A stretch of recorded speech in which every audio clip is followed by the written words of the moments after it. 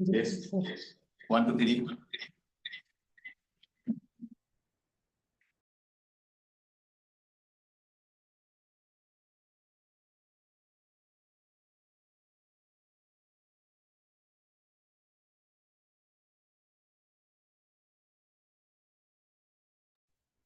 Hello.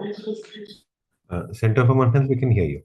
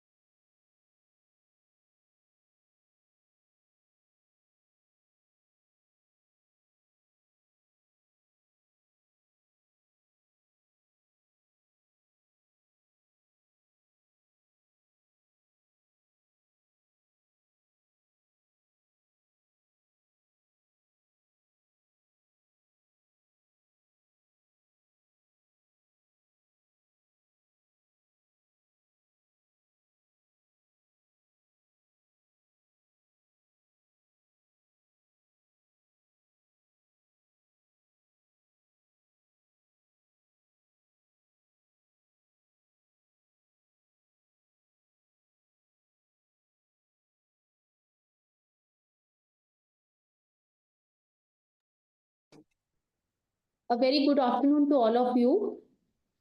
On behalf of Director General of Health Services, National Center for Disease Control and Ministry of Health and Family Welfare, I welcome you all to the second national e-learning round on avian influenza H5N1, which is going to discuss in detail about the clinical insights and what are the One Health solutions across various sectors. We have esteemed faculty among us to deliberate on this a very important topic of medical importance, which is important from the pandemic perspectives, and also this is a very hot topic these days, because this may be a uh, possible next pandemic. Not we hope that after COVID-19 we are not going to have any such dreaded illness among us, but still the health sector that need to prepare itself, for which we understand that the various stakeholders, including our clinicians, they should know all the technicalities about this very important but complex disease. We have among us esteemed faculty from very important national institutes of prominence. We have among us Dr. Rajshri Khoth, Dr. Kamla Kant, who would be talking about the diagnostic aspects, Dr. P. Anand Kumar from Department of Veterinary Microbiology, Shri Venkateshwar Veterinary University, who would be talking about the veterinary aspect of avian influenza. And we have with us Dr. Adhiraj Mishra, who is Assistant Commissioner Livestock Health from the Department of Animal Husbandry and Dairying, New Delhi. And he would be talking about the surveillance aspects and preventive measures which are supposed to be taken care at the veterinary front or in the poultry. And we have among us Dr. Sanket Kulkarni, who is Joint Director, and he is a very important leading role at the Integrated Disease Surveillance Program of National Center for Disease Control, Ministry of Health and Family Welfare. So, with this, I welcome you all to this second e-learning round on the avian influenza. Today's discussion, they are going to focus on the actionable strategies to enhance clinical practices and promote a cohesive One Health framework. And we are expecting a very active participation, which will help to mitigate the burden of H5N1 and improve the health outcomes for both patients as well as protecting our communities. So I welcome you once. I welcome you all once again to this very interactive session. And now I hand over. Uh, uh, Before going into the technical beginning, I would request our Director General of Health Services, Dr. Atul Goel, sir, to briefly address the audience and the eminent experts, those who have joined with us in this second e-learning round on the avian influenza. May I request the team?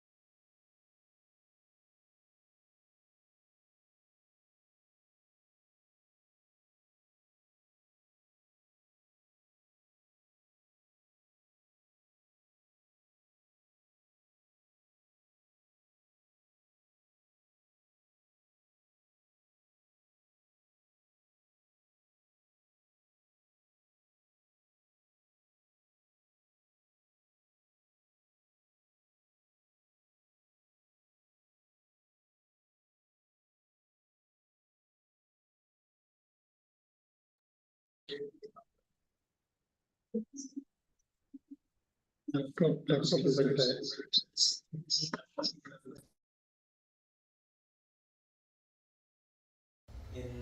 farms, in workers who work in those farms, although there were no fatalities reported there. And let us be actually clear that H5 may and there has been where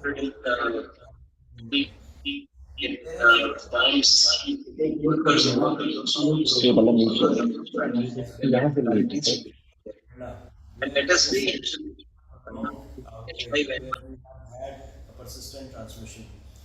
So it's essential that people who deal with diseases in India, both in public health as well as in clinical medicine, they are aware about the disease, its pathogenesis, its transmission, and its potential for causing clinical problems. And H5N1 perhaps has one of the highest fatality rates in the reported cases across the world. To the extent of Western Pacific region, there was a fatality of 54%. Overall, also a fatality rate of about 51% from 24 countries has been reported. So it's best to try and prevent the disease. And I am sure today's discussion or today's event will help you gain insights into the disease, its transmission, its prevention, and its management. Thank you.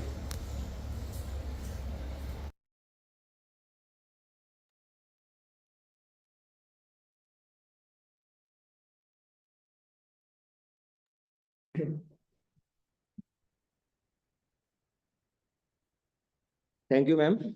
Thank you. We would like to thank Dr. Atul Goyal, sir, Director General of Health Services, Government of India, for his valuable address to the gathering regarding this important topic on today's e-learning session.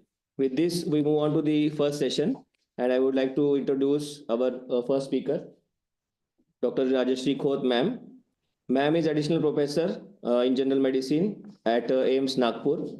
She is MD Medicine from the Government Medical College Nagpur with the honors in medicine, anatomy, physiology, biochemistry, with clinical and teaching experience more than 30 years. She is recipient of many prestigious awards and orations, including COVID Warrior Award in 2020. With over 110 publications in national and international journals, ma'am is providing expertise with us on the various One Health initiatives like development of the learning resource packages for One Health and contributing immensely to the capacity building efforts like these sessions we are conducting. So we request ma'am for her presentation. Over to you, ma'am. We are sharing the slides. Yeah. Thank you so much.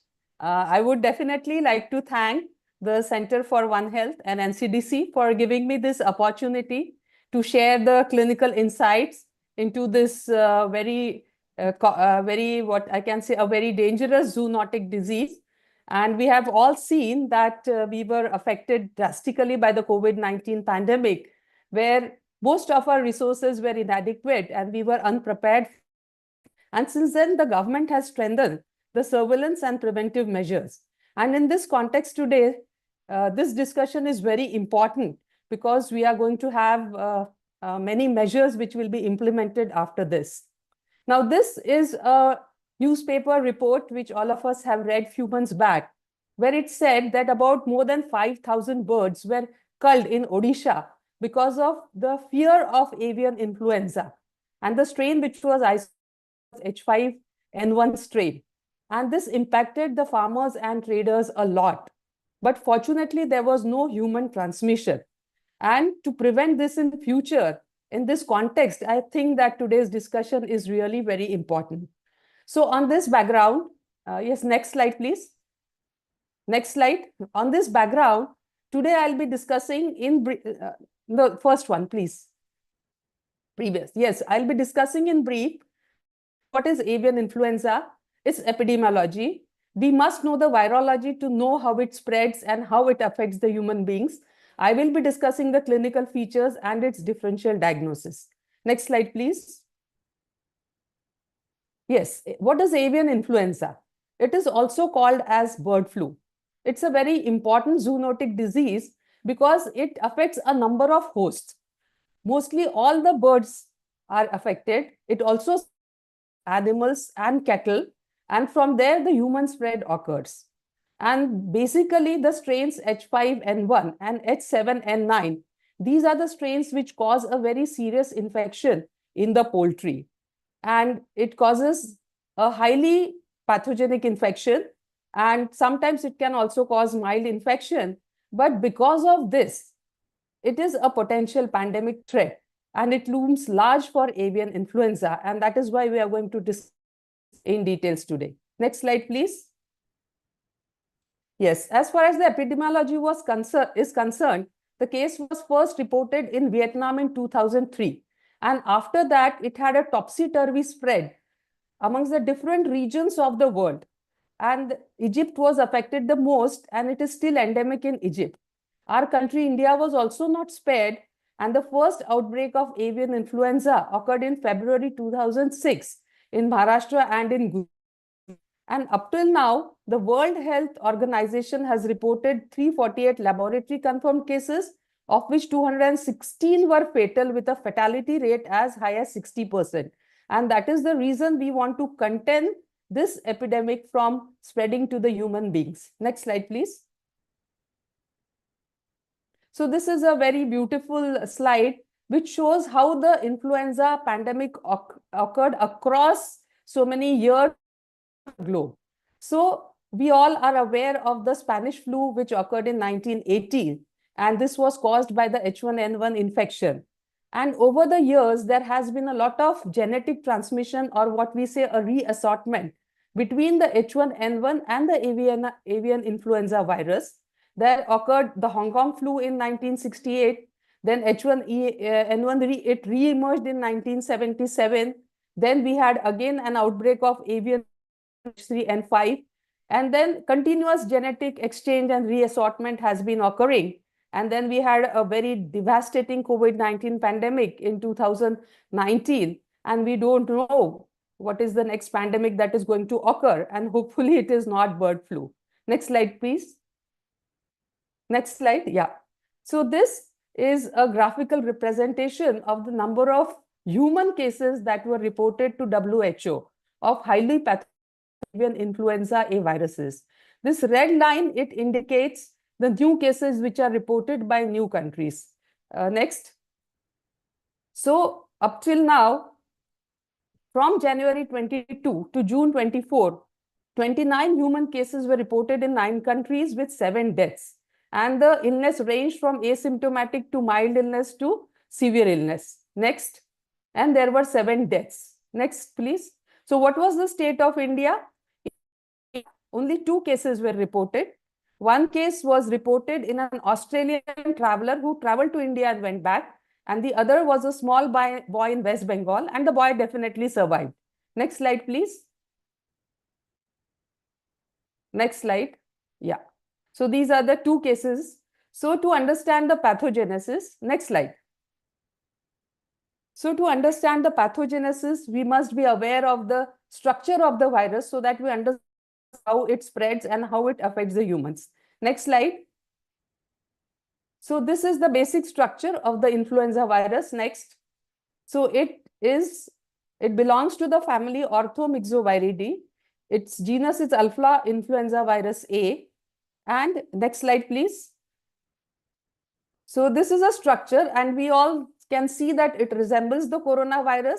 So it has got an outer phospholipid membrane, and it has this is the genome, and this genome is a negative single-stranded RNA genome. By negative single-stranded RNA genome, we mean that it requires a messenger RNA to encode different proteins and to replicate. So it is relatively contained. If it's a positive RNA genome, then it has got a very high replication rate because it can synthesize the proteins by itself. And on the membrane of this virion particle, different types of glycoproteins. And the common glycoproteins are H proteins, that is heme agglutinin protein. And these are of 17 types. And you have the neuraminidase protein, which is again of 9 types. And you have 2 matrix proteins, M1 and M2. And these are the proteins which are responsible for adherence of the virus to the cell. At the same time, release of the virion particle, a replicated virion particle from the cell, and the antibodies which are formed in the body are targeted against this heme agglutinin and neuraminidase. So if they are blocked, then the body's immune system will not be able to fight the infection. Next slide, please. Next slide. So we have 4 types of influenza viruses: influenza A, B, C, and D, of which A and B are the pathogenic strains to the humans. And all these 4 viruses, they also affect the birds and different types of cattle, dogs, cats, everyone. And there are many subtypes depending on the combination of the heme agglutinin and the neuraminidase protein. And of this, H5N1 and H5N8, these subtypes are highly pathogenic.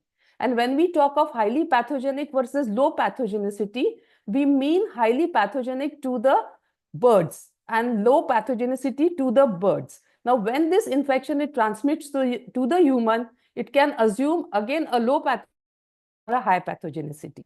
Next slide. Next slide. And in this slide, please roll fast. These are the H1N1 viruses. Next. So the birds, aquatic birds or the wild aquatic birds, they form the primary reservoir and they remain dormant many a times. From there, they are transmitted to other birds like chicken, fowl, even pigeons, they are affected. And by through unclear, they are also transmitted to the domestic animals like cattle, dogs, cats. Then these particles, they may be released in the environment and there is a very low reach. So that is why the humans are not very readily affected. So the humans can be affected by 3 ways. One is by handling this poultry, eating raw uncooked meat, handling their body fluids, their carcasses, or they can be infected by the cattle, or they can be infected by fomites from the environment. But human to human transmission does not occur. Why? Because for these viruses to be transmitted to other humans, they have to undergo mutation. And if this H5N1, it undergoes mutation and there is a human to human spread and the humans have a decreased level of immunity, then we are at a risk of developing a global pandemic. So this is how the viruses that from the animals, birds to the humans. Next slide, please. So now that is why when we discuss how it affects the different human organs, we must know the basic characteristics. That is, it has got a phospholipid envelope, heme agglutinin and neuraminidase protein, M2 surface proteins. The genome is a negative single-stranded RNA genome, which has got 8 segments. The virus enters the body through the droplet infection, conjunctiva, and the GIT. The predominant site of affection is the lung. Now, the lung has got the alveoli. This is the alveolar lumen, which is lined by different pneumocytes. There are 2 types of pneumocytes, type 1 pneumocytes and type 2 pneumocytes. Now, both of these pneumocytes are affected by H5N1. The H1N1 used to affect only type 2 alveolar pneumocytes. Now, this is again a magnified view of the pneumocyte. There are different receptors on these pneumocytes which are attached by different types of influenza viruses. Now, H5N1, next quickly. Yes, the H5N1, it enters to the surface of the pneumocyte and attaches next to the sialic acid receptor. And because it attaches to the sialic receptor in the pneumocyte, it does not cause a very severe upper respiratory infection because these only in the lower respiratory tract. Next, after attaching to the sialic acid, it moves towards the nucleus where the single-stranded RNA, it produces messenger RNA, which is important for replication of the virus in the nucleus. After that, by exocytosis, the virions, they are released in the blood. So what is important is that what do they do to the body? The thing is they cause upregulation of apoptotic ligands, trails, so that the cells, they die very quickly. Second important thing that they cause is that they will prevent the CD8 lymphocytes from clearing up of the virus. And there is lymphopenia which occurs in patients who are affected by avian influenza.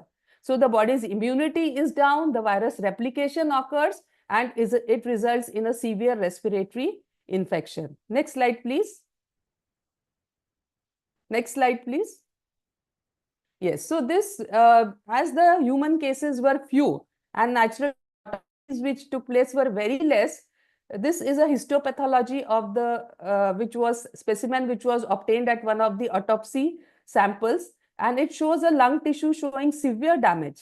Hyaline membrane formation, edema is there, fibrin deposition is there, and you can see a lot of lymphocytes which have accumulated. So there is a massive inflammation which has occurred in the lung, giving rise to acute respiratory distress syndrome. And this patient definitely succumbed. Next slide, please. Then these are the risk factors for avian influenza. Should it happen to humans? And should there be a human-to-human spread? What are the factors which will determine the outcome? The risk factors are smoking, genetic predisposition, comorbid conditions like chronic obstructive pulmonary disease. Of course, the virus has got a transplacental spread. So it will, if the pregnant women are infected, it will be transmitted to the fetus. Obesity and age is important because immunosenescence plays a role in development of the infection. Next slide, please. So this slide I have included to show you the clinical features in chicken and turkey. Why?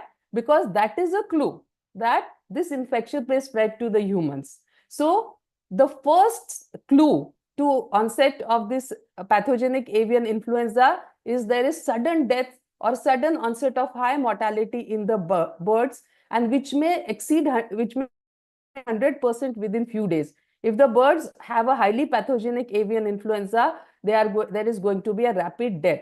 But before that, what we can recognize is if the birds become lethargic, if their activity decreases, if their egg production decreases, if there is cyanosis of the unfeathered skin or diarrhea, we may suspect that these birds are having an infection. This infection could well be an avian influenza, and this is the time where we have to institute the preventive measures. Next slide, please. Next slide. Yes, so what are the clinical features in humans? The symptoms are like any other flu. It becomes very difficult to differentiate whether patient is having seasonal influenza or avian influenza. Only thing is history of exposure to the poultry, cattle and other farm animals and birds is very important. And on that background, if the patient has got fever, cough, sore throat, generalized body ache, patients may also have GI symptoms like nausea, vomiting and diarrhea, but predominantly it starts with upper respiratory symptoms, and later on patient may have a productive cough, dyspnea and hypoxia. Next slide.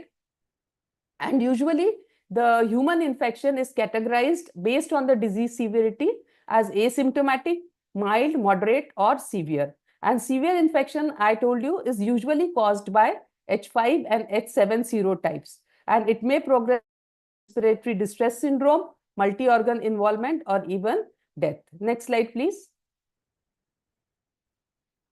So what are the complications signs-wise? Patient is very ill-looking, patient is febrile, he can have tachycardia, tachypnea, there can be facial flushing. Conjunctival congestion is very important. Conjunctivitis is seen very predominantly in avian influenza as compared to other influenza diseases. Throat is congested, bilateral wheeze and crepitation, and if GI symptoms are present, abdominal tenderness can occur. The common complications which occur with avian influenza are acute respiratory distress syndrome. Patient can be dehydrated, can present in shock. Encephalopathy has been noted in few cases, and ultimately the cause of death is multi-organ failure.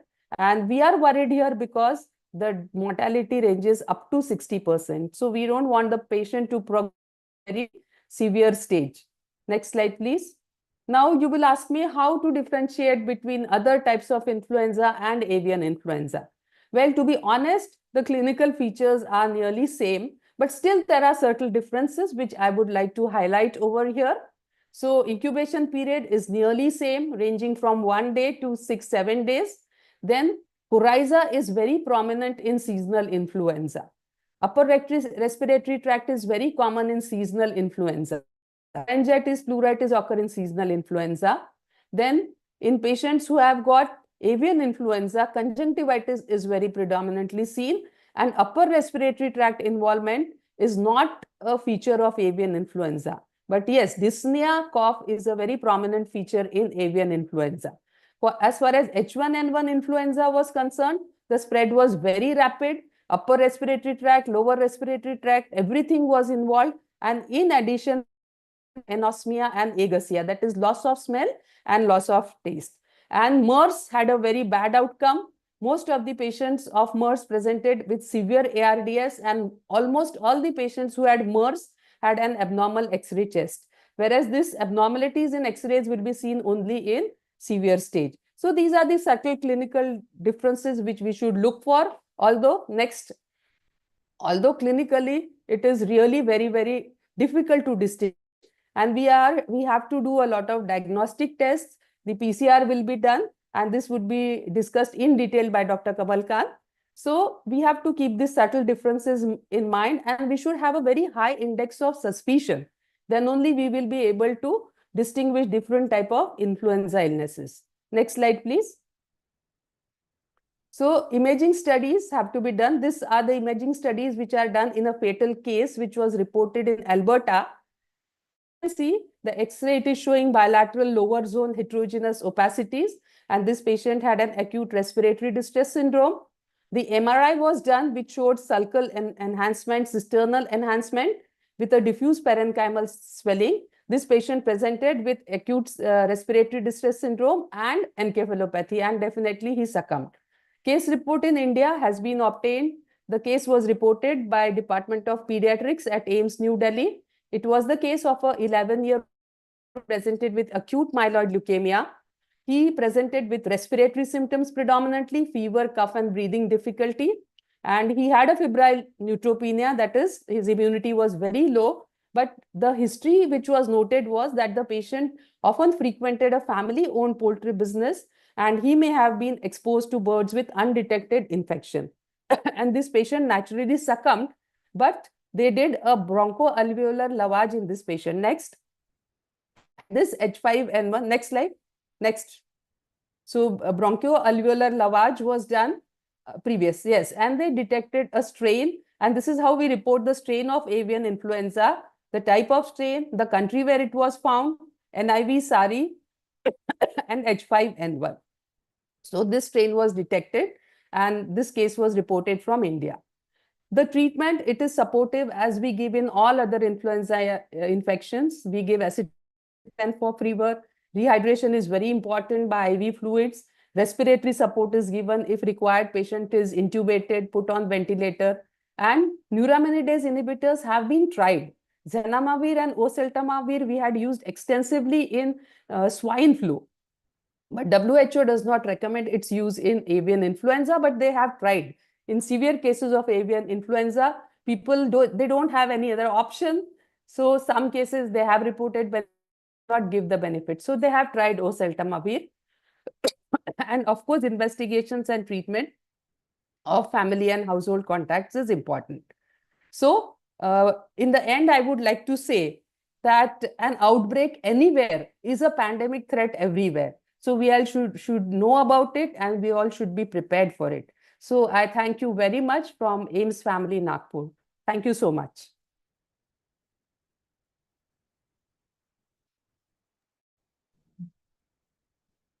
Thank you so much, ma'am. Thank you for this elaborate presentation about the clinical features and the pathogenesis of avian influenza. And if the participant have any questions, please write in the chat box. We'll answer it at the end of all the sessions at question answer round. So I would like to now invite our next speaker, Dr. Kamala Khan. Dr. Kamala Khan, sir, is the Associate Professor and Head of Department at Microbiology at AIIMS Bathinda since 2019. With over 10 years of teaching experience at renowned institutes like MAMC Delhi, AIIMS Delhi, JIPMER, NCDC Delhi. He is also the founding member of the Department of Microbiology at AIIMS Bathinda. He has played a key role in the BSL-2 facilities for strengthening for the COVID-19 diagnostics during the pandemic. His research areas include the One Health, antimicrobial resistance, virology, parasitology, NTDs, and medical education. With over 25 research papers across various journals, sir has immense experience in diagnostics of the zoonosis. So we'd like to invite sir for his talk on the ensuring the safe and accurate avian influenza testing in humans. Over to you, sir.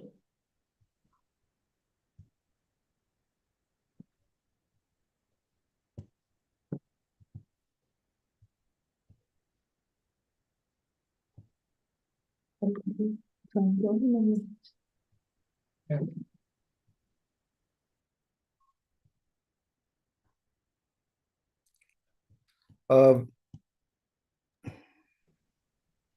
Yes, sir, you are audible. I'm not able to join the video actually. Will we share the screen, sir, for Yes, presentation? please. Yes, please. Okay, sir.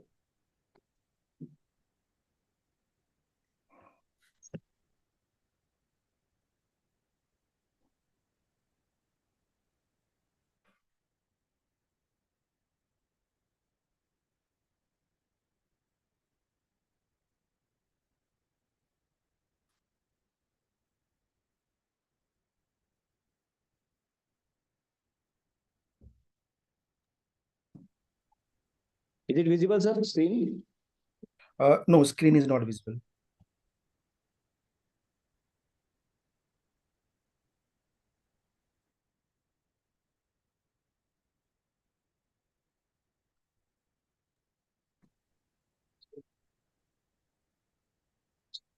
So may you check at your end internet connection because it is visible on other screens. Okay. Recording in progress.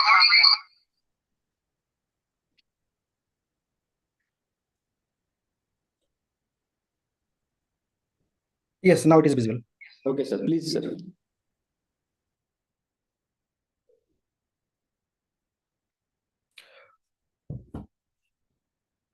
Very good afternoon to all.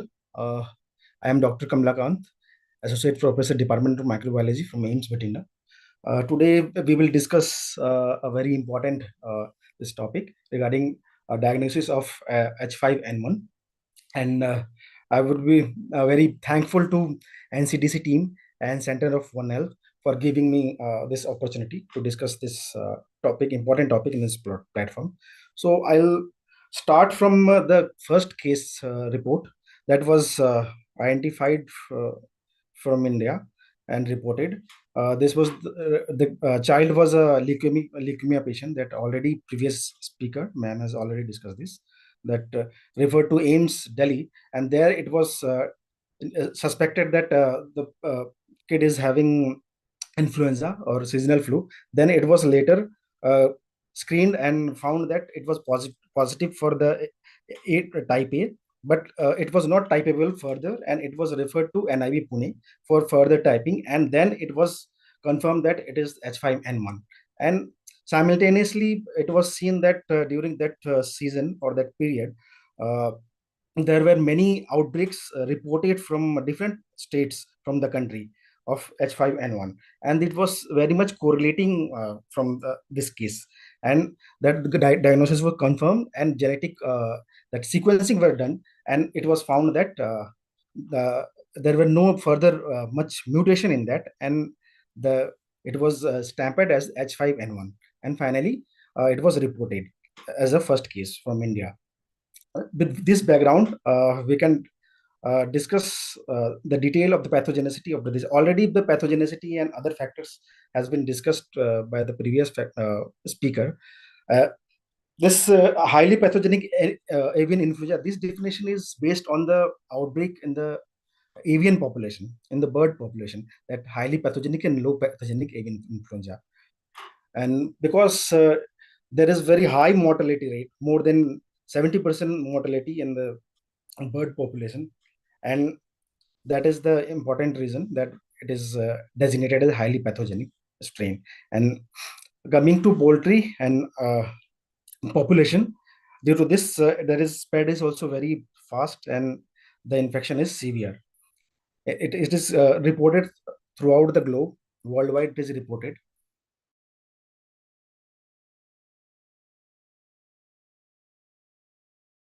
Population, but human cases are not that common.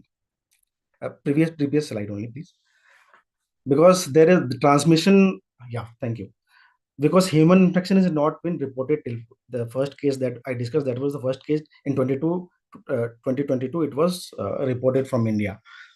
Because the transmission is not that efficient, because it needs prolonged exposure with the infected birds population, and that is the reason there are no report from India and any other countries also. Next. Importance of conducting fields sampling, that it is very important to have the sample from the field, because it will guide us for the surveillance as well as the risk assessment.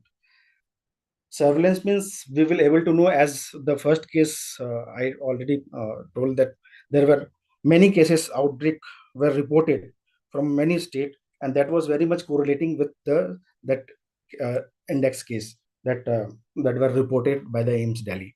So it could be recorded, because just testing and getting the result of the avian influenza cannot confirm whether epidemiologically that has any significance or not. Then risk assessment, yes, how much population that is at risk due to this outbreaks, that has to be assessed, and the implement level, the plan has to be done. Next, please. So when, in which cases we should suspect that it can be a H5N1 infection, and it has to be tested. If a patient has influenza-like symptoms, they should first be tested for the seasonal influenza. That is the routine thing that is done. Whenever a suspected case for influenza is referred to a lab, they start with the uh, influenza panel, and they rule out the seasonal influenza that are circulating at that time. CDC recommend the H5 specific testing when the individual exhibit influenza-like syndrome or conjunctivitis that appropriately correlate with the epidemiological risk of our exposure, either from the infected bird population or infection from any human case. If symptomatic patients are appropriate risk factor, or any influenza test done are untypable. Suppose that we have subjected the sample to the testing, then the influenza A is diagnosed, but it is not typeable. It is not falling in any category for the any other seasonal influenza. Then the alarm is triggered that yes, it can be a different thing that is not usual, and we should suspect that it can be the H5N1 infection. Then the sample can be referred to the reference lab for the confirmation whether it is a H5N1 or any other new strain is there. So there are reference labs and influenza lab network under IDSP. The list is readily available on the portal, and still the numbers is increasing. Also, the VRDL, that is Viral Disease Research Diagnostic Lab Network by the ICMR, they also do the screening test. Apart from this, they have designated now more than 20 labs that are BSL-3 facilitated from the ICMR, and they are designated for confirmatory diagnosis for the H5N1. So that can be also the details can be got from the portal of the ICMR. Next, please. So what are the common samples that has to be taken in this? The most appropriate sample for the influenza is upper respiratory tract sample. But yes, when suspected lower respiratory infection also, then the lower respiratory specimens are also are suitable for the testing. Nasal swab, that we know, throat swab or oropharyngeal swab, nasopharynx or nasopharyngeal swab, nasopharyngeal aspirate as well as bronchial aspirate are also useful. Also, when there is active conjunctivitis, conjunctival swab can also be a good sample. But thing is that the most important thing, that for any kind of sampling suspected of influenza, the precautions and protection is the output important thing. Next, please. So coming to biosafety measures, we all know that not all the outbreaks or pandemic has the bad effect. They'll make us learn many things also. Some good thing happens. Post-COVID, we know that we all are aware that how to get oneself protected from such kind of infection. So biosafety measures, the PPE, personal protective equipments, that N95 mask or maybe the triple layer mask, gloves, protective eyewear, head cover, shoe cover, protective clothing. These are to be there in place when one is heading for the sampling. Also, they should have bio yeah, they should have the biosafety as well as the biomedical waste management protocols also in handy. They should carry their along with this the white the biomedical bags, that are the blue bags, sorry, the red bag and the yellow bag, with the so that the discarding material can be properly contained and disposed properly. Then come the sampling methods. This photographs, this already we know, we all are aware of this. This is the viral transport media with the swab and the cover or the covering that containing the biohazard sign. So this photograph shows the nasal swab from where the nasal sample can be taken. The next one shows the nasopharyngeal swab through the nasal route. The pharynx sample can be taken, and this is the throat swab through the oral route. The sample can be taken from the oral cavity through which the other apart from this, other samples from inpatient, like suppose the patient is admitted in the hospital, intubated or anything, nasopharyngeal acid ball sample or any other lower respiratory sample are also as good as other samples. So sample handling and storage is very important, because during the chain of custody, maybe the person who is handling is also at very high risk. So that is one thing. Another thing is the temperature control. Throughout the transport chain, the temperature should be maintained at 4 to 8 degrees Celsius, or we can say the specimen must not be exposed to higher temperature, because this is very delicate virus. The RNA is very delicate. So suppose it is destroyed after exposure to the to the higher temperature, then we can get a false negative test, and that will be a failure. So labeling, first one, that all the documentation should be at properly documented. Labeling should be done.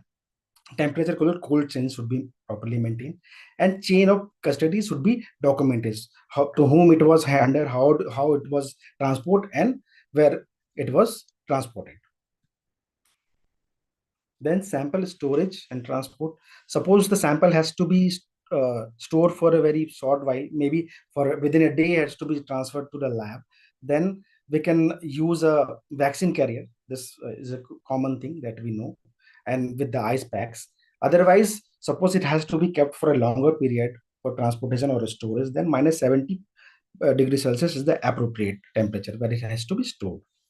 The sample has to be specimen has to be wrapped with the absorbable material like cotton or any kind of paper or anything. Even newspaper sometimes can be done. Whatever is available, absorbent can be used. Then next, please. Next, please. Suppose the many time it happens that the sample is taken and the nearby lab or inside the campus only we have to transport. Then VTM can be kept in an ice box and it can be transported. But for extramural transport, the standard triple pack system is to be used. That will take yes, this one. We have the triple pack. This is the triple pack layer packing. This is also we also very much aware of that the three layers, the inner layer that contain the sample and the absorbent material, then the outer layer packing that can be either a hard packing or a plastic leak proof packing, then the outer box that contains the documentation that we can attach to the outer box. Next, please. So all the samples will be transported after proper packaging using the standard triple packing system. The absorbent cotton tissue paper, waste newspaper or wrapping should be there to manage the spill or to absorb the spill if it happens, so that the handler will be safe. Secondary container should be maybe any kind of container, either a plastic bag or leak-proof bag or any kind of box. Then the outer container, which should be biohazard label, as well as all the document has to be attached to the outer box related to the sample. Then during throughout the sampling process, transport process, the packaging, shipping, and documentation, these are the most important thing that has to be taken care of, because whoever is handling the samples or transporting the sample is equally at that much of risk as any other person who is handling the sample. Next, please. Then coming the test proper. There are many other tests also available for the influenza, as there can be rapid tests, that can be immunochromatographic tests are there, that can be immediately used for the testing for screening of the influenza.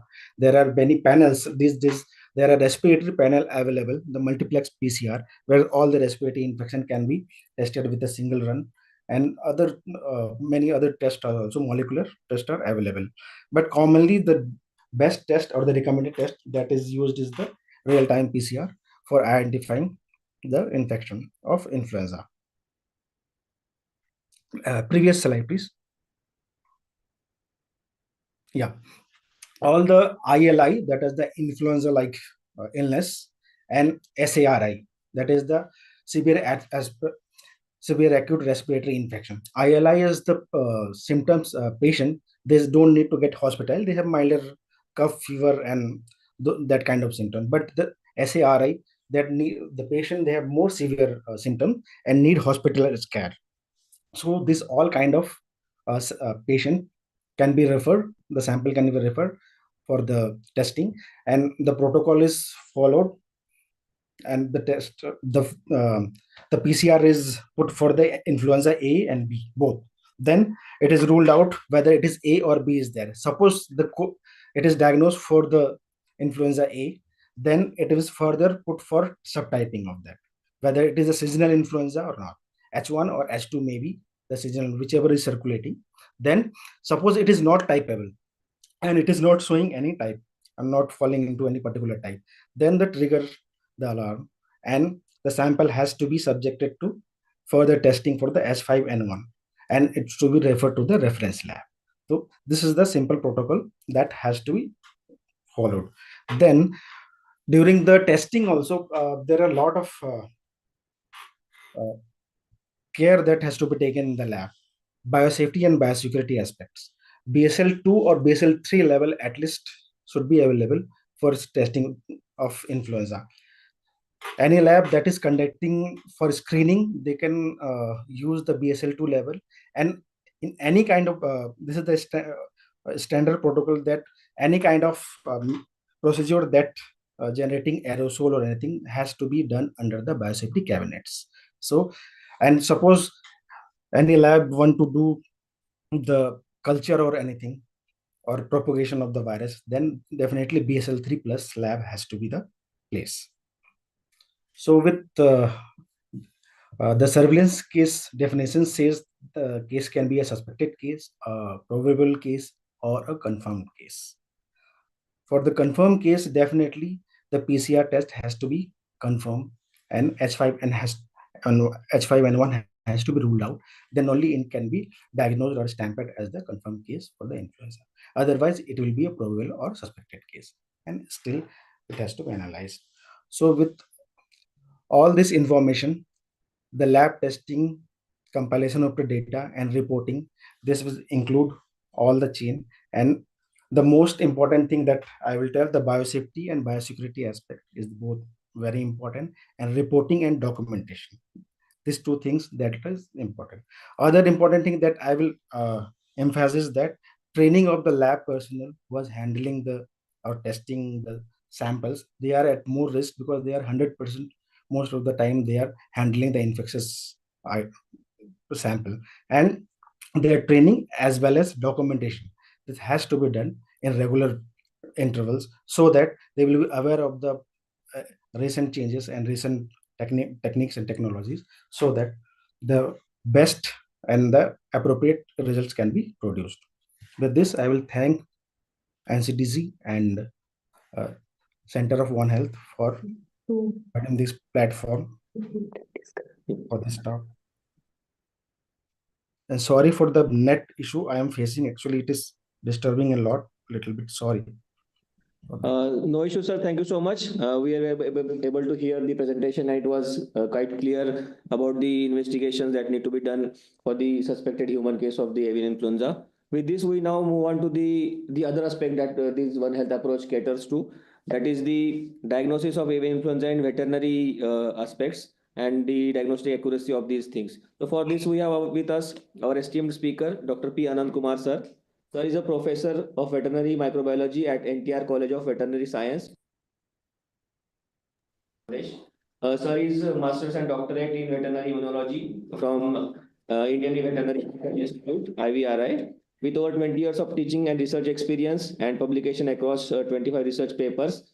Sir, his research focuses on the immunology of infectious diseases, immunomodulation, cytokine networks, and AMR. Currently, sir is working on the evaluation of the natural compounds for the anti-inflammatory and immunomodulatory activity, leading to surveillance projects under One Health related to AMR.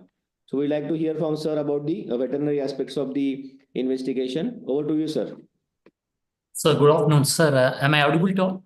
Yes, sir. Yes, sir. Please go ahead. Good afternoon, all. I just directly start with the given topic, the veterinary diagnostics for avian influenza, ensuring biosub sample collection and diagnostic accuracy. Can I have the next slide, please?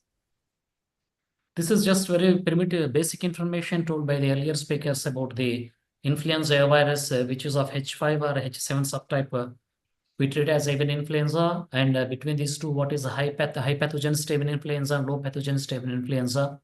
Two types we find, and we have other low pathogenicity non-H5, H7 influenza types.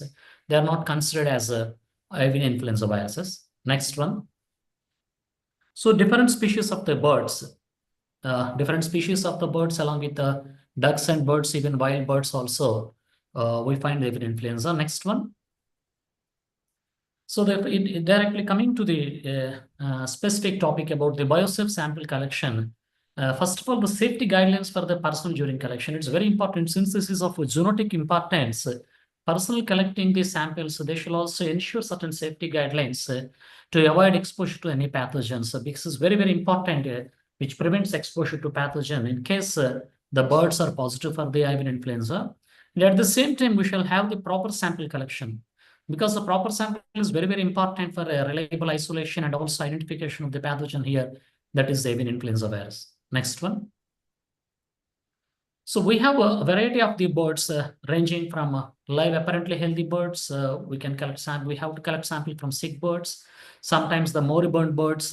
Sometimes even the wild birds from the sanctuaries also we have to collect the sample. But we shall make a caution while collecting the samples. Veterinarians or lab workers, whenever they collect the sample, they shall take appropriate care even while handling apparently healthy birds also, because most of the times they don't manifest any symptoms. This poses a risk. So even the apparently healthy birds, one shall take care in collecting the samples. Of course, the personal protective equipment has to be taken, and this shall be equal to the risk level. As such, we are handling potentially hazardous biological material. We don't know, because we will be approaching the suspected cases. We are not sure whether they are positive or not.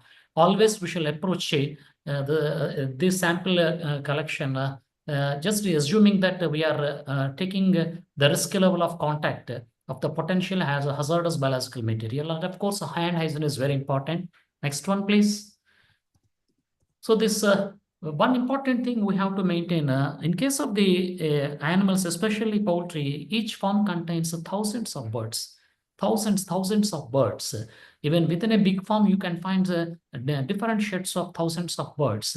So we shall take a lot of care in ensuring the use of PPE. The thing is that for each farm, or we can say from each place, we shall not carry the same PPE. The reason is that if we carry the PPE from one place where the infection is there to the other place where there is no infection, naturally we'll be spreading the infection. Because of this reason, we shall always use the new PPE. This will prevent the spread across the different domestic poultry flags and also wild birds, and also between the wild birds and the domestic flags. So the full PPE is very clear, contains latex gloves, masks, goggles, coverall, boots, disposable shoe cover, everything. It's a full protection. And also, once we use the PPE, the proper disposal is very, very important. Once we visit the farm, it shall be properly disposed. And always it is advisable persons having a any symptoms like fever, cold, they shall not be engaged for collecting the samples. They shall always avoid the sample collection work. Next, please. So types of samples we can collect from the live birds and also dead birds. When we collect the live birds, usually we collect the tracheal samples or oropharyngeal samples or the cloacal samples, sometimes even from the fresh feces.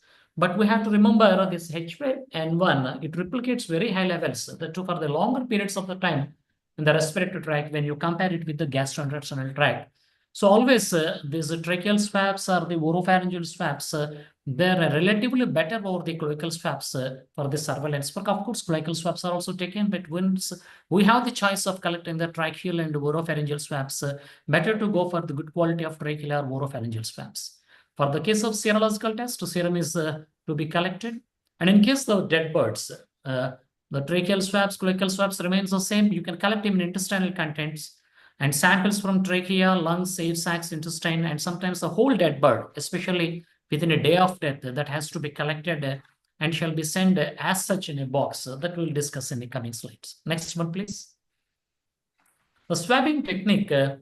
Very important thing we have to remember in the swabbing is the type of swab we use for oropharyngeal swabs or tracheal swabs or cloacal swabs. Always the Dacron or rayon tipped swabs have to be used. The reason is the cotton tipped or wooden swabs, they have some RNase activity. They interfere with the RT-PCR detection of the virus. So we will get false negative reactions. So to avoid all these things, always we shall take care. That a very important one is the type of swab what we use. So either Dacron or rayon tipped swabs have to be used. We shall avoid using cotton tipped or wooden swabs. Next one.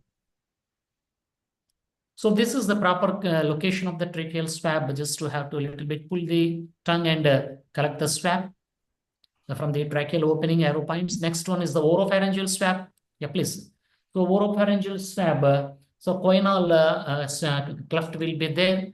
There, I think we have to introduce the swab and collect the material just behind the tongue. It's very clear in the photograph how to collect the oropharyngeal swab. Next one, please. This is the collection of the cloacal swabs. Especially, we call it as vent in the poultry. 3 systems they will open up in a particular place we call vent. So from vent it is collected. Next. So note of caution, always swabs they shall be carefully removed and once you collect them, you shall keep in the viral transport medium. We have many commercial suppliers who prepare the viral transport medium. In case we don't have any ready-made availability, we can prepare sterile viral transport medium with any buffered thing with the stabilizers. Already standard protocols with bovine serum, albumin, or with any the broth case with the stabilizers, we can use them as the viral transport medium prepared locally. But commercial, they are very, very available.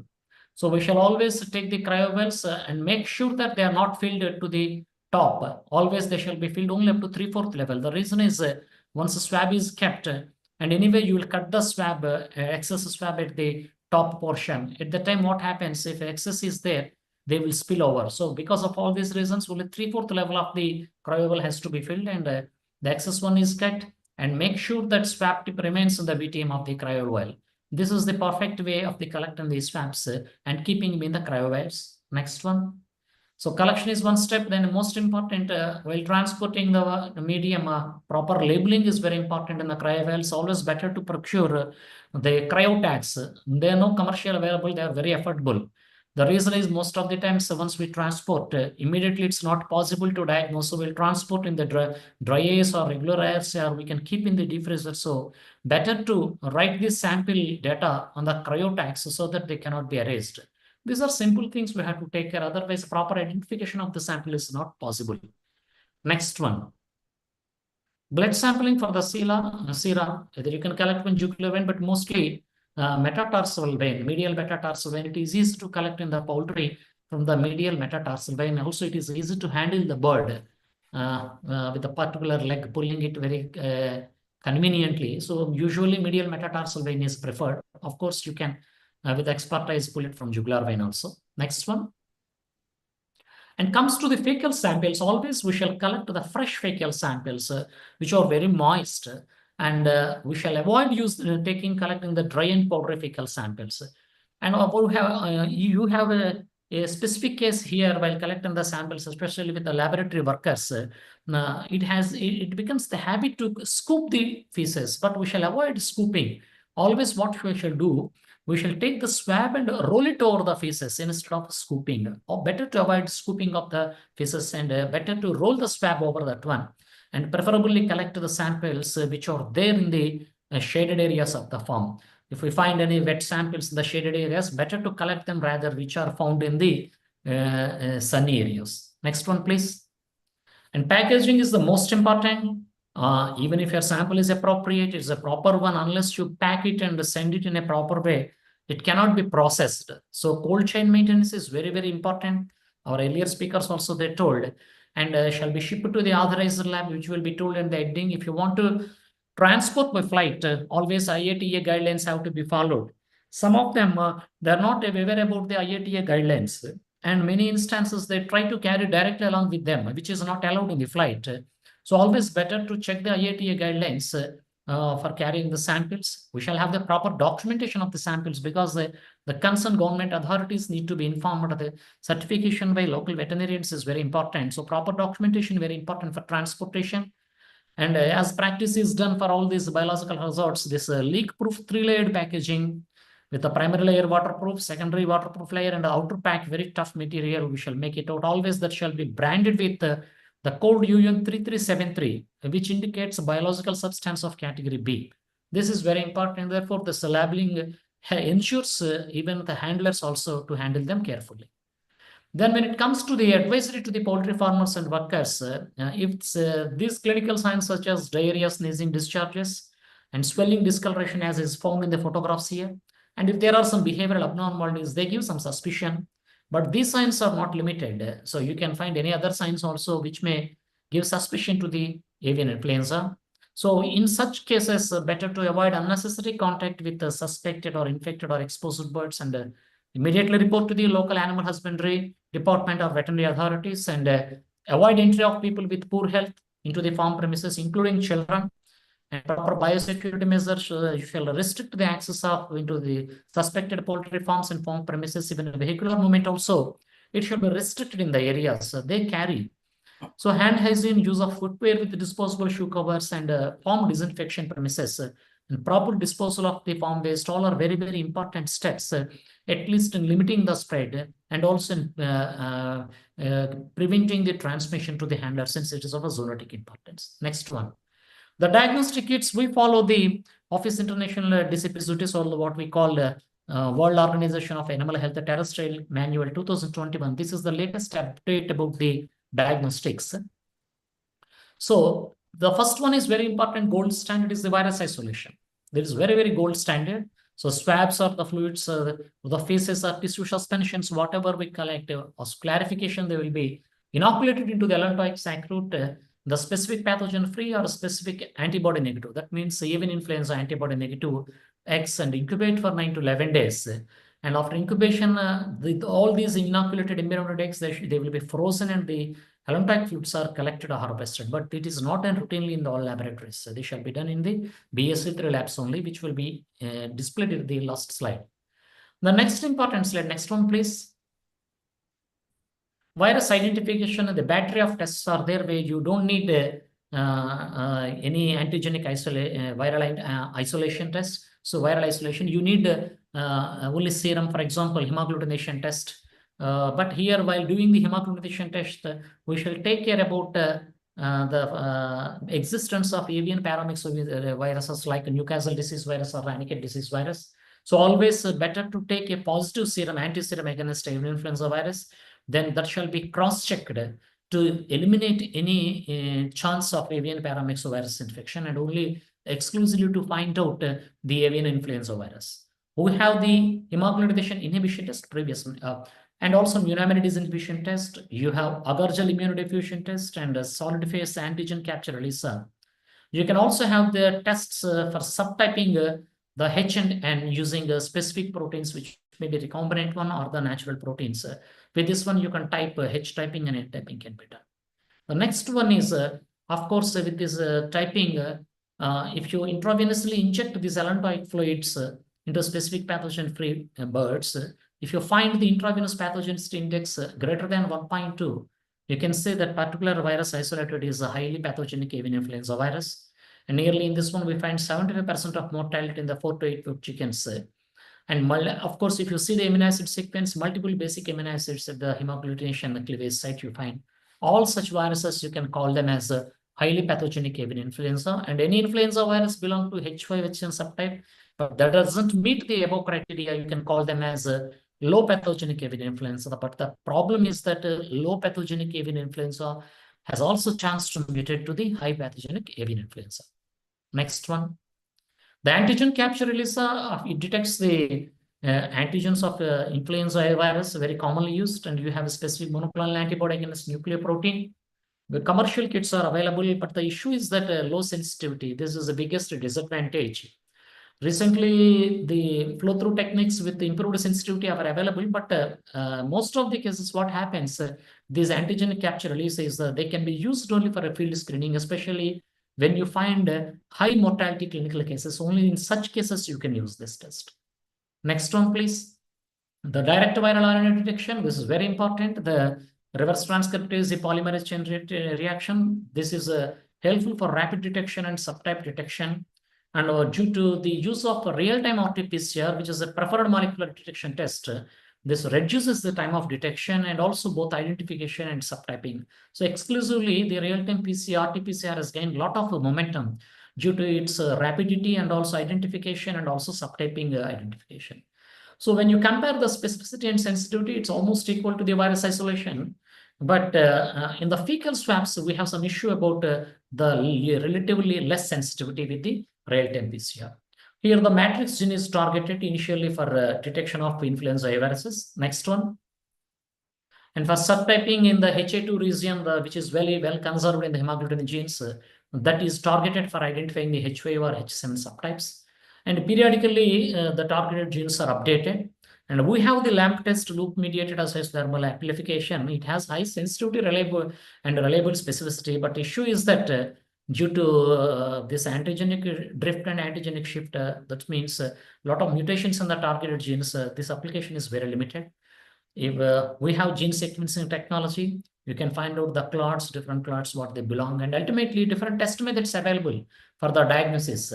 All this depends upon your purpose. If you are targeting a population freedom from infection, if you are targeting individual animal freedom from infection, or if you want to contribute eradicating policies, confirmation of clinical cases, prevalence, or immune status, you can identify either an agent or you can detect the immune response. So in the agent detection, you have virus isolation, antigen detection, and real-time RT-PCR. The codes are given at the end. The 3+ gives a recommended method. For example, for individual animal freedom, the virus isolation and real-time RT-PCR recommended methods. Similarly, for confirmation of clinical cases also, the same, the real-time RT-PCR and virus isolation are recommended methods. You take the prevalence infection surveillance, suitable method is real-time RT-PCR. Like that, for detection of immune responses, the suitable methods are there, and also other things are also there. Next one, please. So when it comes to the purpose, we have here the hemagglutination inhibition and ELISA test. And it's very much recommended method for population freedom from infection, individual animal freedom from infection, and also eradication policies, all these things. Relatively, the ELISA is a relatively costly method. That's the reason HI is initially used and is also a key recommended method. The next slide. So the designated laboratories in the India, National Institute of High Security Animal Diseases, Bhopal, which has been on this focus, which has been focusing since decades on this one. And we have other regional disease diagnostic laboratory, Bengaluru, and 3 more labs started recently. BSL-3 labs at Katrad, IVR, Azatnagar, Jalandhar in Kolkata. You have a Northeastern region disease diagnostic laboratory in the Guwahati. Presently, they can handle the samples wherever we are collecting. We have to send to them. The last one, next one is. Next, please. So what is the objective of the surveillance? This is for the early detection, clinical infection. So you can assess the spatiotemporal patterns of the disease so that you can improve the effectiveness of control programs.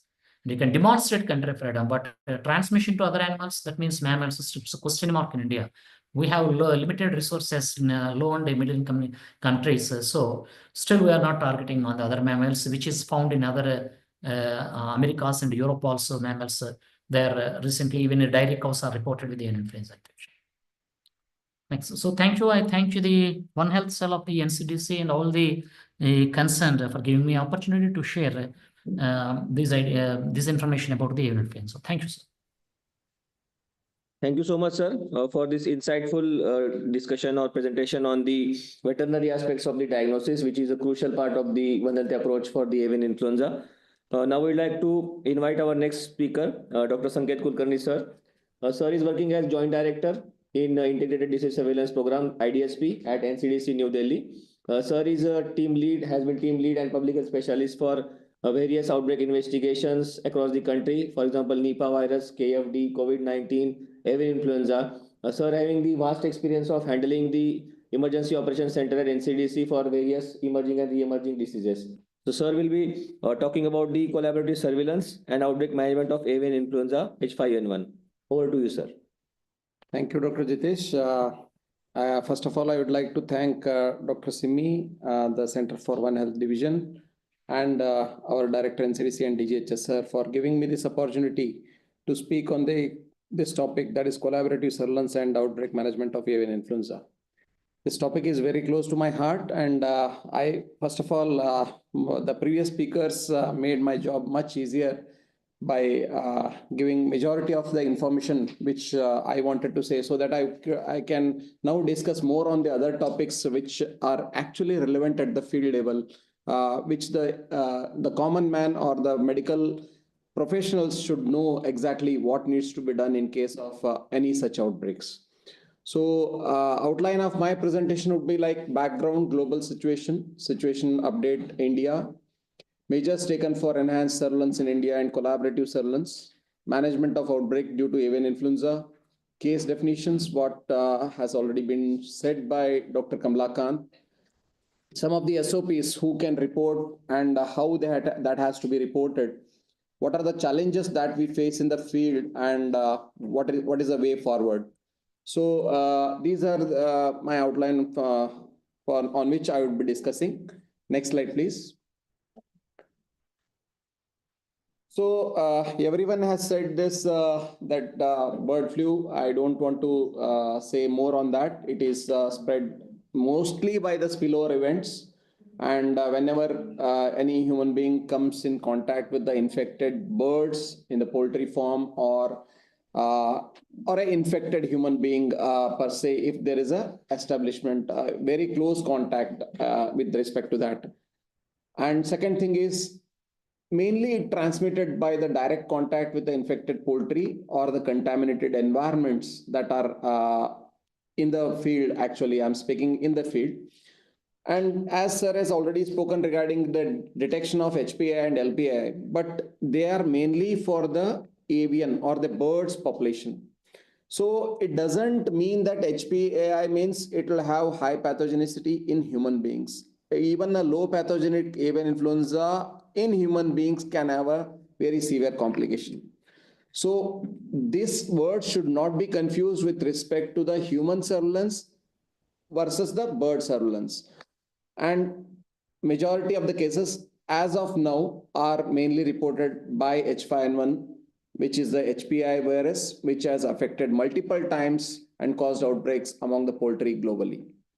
So other viruses, we have seen that, apart from that, H5N6, H3N8, H7N4, etc., have also been reported. Next slide. So in global situation, this was again discussed by Dr. Rajashree ma'am, and out of 261 cases, almost 142 deaths with CFR 54%. And last in 2023, almost till date, from 1st January, so 69 cases have been reported from, and 7 deaths have been reported from 7 countries. Majority of them have been reported from USA, that is which is still ongoing, Cambodia. The last case which was reported in the Western Pacific region has been reported from Cambodia with onset on 11th August 2024. And avian flu, which has been recently detected in US, has confirmed of 58 cases which has been reported from 7 states with 2 cases where source is not yet identified. So cattle were the source of infection in 35 and 21 were due to poultry. This has been updated and dashboard has been presented in the CDC website also. Next slide. So this is the WHO sheet, which I was saying 464. Next slide. Nothing to say more on that. Situation in India. So avian influenza outbreak have been started since 2006, as Pam had already mentioned. What we have done since then is that there is a contingency plan for management of human cases of avian influenza. This plan is for management of human cases. So this is available in the IDSP websites under manuals and guidelines and in the resources section. So if anyone wants to download, there's a link at the end also. We can also download from the IDSP website in the resources section, manuals and guidelines. A near real-time surveillance is established for ILI and SARI cases in all the health facilities, which is undertaken by our integrated disease surveillance program. This system has been launched since 2004 and it has recently completed its 20 years, and we are doing the surveillance for this ILI and SARI. In 2024, in the present year, there are 5 outbreaks of avian influenza. 5 states have been affected in this year. One is Andhra Pradesh, that is which has affected in Nellore district. From Maharashtra, Nagpur. Kerala, you might be hearing or heard that this had created a lot of problem, and it took us a long time to contain this outbreak, mainly from Alappuzha, Kottayam, Patnam, Titta districts. Jharkhand, again Ranchi, and Odisha recently it was infected with, that is a district Puri and Kendrapada districts were affected. Among these outbreaks, the samples which were collected from the colors and suspect cases all had turned negative and they were tested negative for H5N1. So this is the situation in India. Next slide. So this is again in a compilation mode from 2020 to 2024. There were 19 outbreaks which had been reported across the country, and this has been documented and is available both with the WOHA as well as with us. Next slide. Just want to give you feedback that how the seasonal influenza is being tracked, and we track it on daily basis almost. This is a weekly data that we get. I can just show, I just wanted to show you how we are tracking. So here we are seeing that the light green color is mainly the influenza A H5N1, which is a pandemic strain. And in the recent times, that is from almost November onwards, you are seeing that influenza B Victoria strain is little bit increasing. So the country which is witnessing the cough, fever symptoms is mostly due to this influenza B, which is ongoing circulation with a little of H1N1 and H3N2 also in co-circulation, which are existing. Next slide. Regarding the confirmation of the cases, I just wanted to highlight few things here. There were 4 which have been confirmed till now by India, out of which 2 were H9N2 and 2 were H5N1.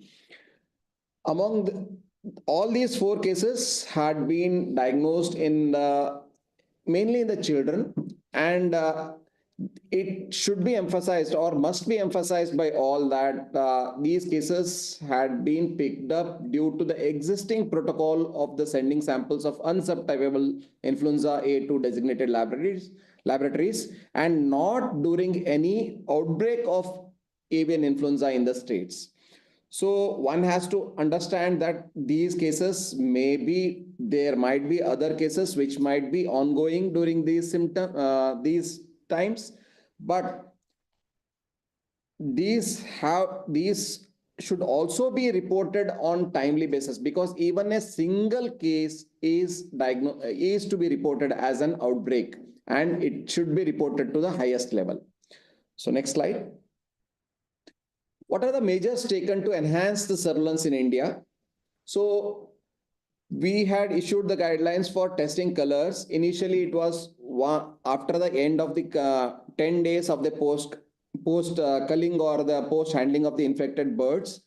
On the 10th day, we used to collect a sample and it is to be tested. But now there was a revised guidelines, and on 5th day and 10th day, they have to be tested. All the suspected cases and colors have to be tested twice after the post culling or post handling of the infected birds. So regular advisories are being issued to the states during the seasonal influenza season as well as during any outbreak season on these matter. So there is a close watch on the global outbreaks also regarding the avian influenza through the existing surveillance system and our IHR national focal point. Since NCDC is the national focal point for IHR from India, so there is a very close watch and close collaboration between the IDSP and the IHR focal points. NCDC Delhi through IDSP program also undertakes some of the sentinel surveillance activities, which Dr. Kamalakant mentioned in his slide. There are presently 11 existing labs which have been supported and a network of VRDL labs which is still enhancing or expanding its capacity. As on date, there are 160 plus labs which are doing this VRDL, which is ICMR supported lab network, which are undertaking this influenza surveillance. In addition, the states also undertake testing of influenza through their own designated laboratories and share the data with the IDSP section. Next slide. Regarding the collaborative surveillance, what is a collaborative surveillance? A collaborative surveillance is systematic strengthening of capacity and collaboration among diverse stakeholders, both within and beyond health sector. So this is very important. One is the diverse stakeholder and beyond the health sector. So we might be involving like animal husbandry department, wildlife and other experts, sometimes the environmental experts and other people also on board, with ultimate goal of enhancing public health intelligence and improving evidence for decision making. So we have all these are interlinked. There are various factors which affect these majority. For example, continuous increased interaction with the animal and wildlife structure, urbanization, increased trade and transport, etc. in the human sector. And even the animal adaptation. For example, when we had gone to Kerala, some of the migratory birds which were not supposed to be during that season, they were also existing. So some of the adaptations to the climate change and change in settling of these migratory birds, that also may cause some of the infections to spread. Environmental factors, that is global warming, habitat encroachment, etc. They are all other factors which will help in the spread of these infections. Next slide. So what are the modalities of integration? One is consolidation of the surveillance activities. So what exactly does this mean? So we must have a established common interoperable systems, which is to address multiple hazards where appropriate.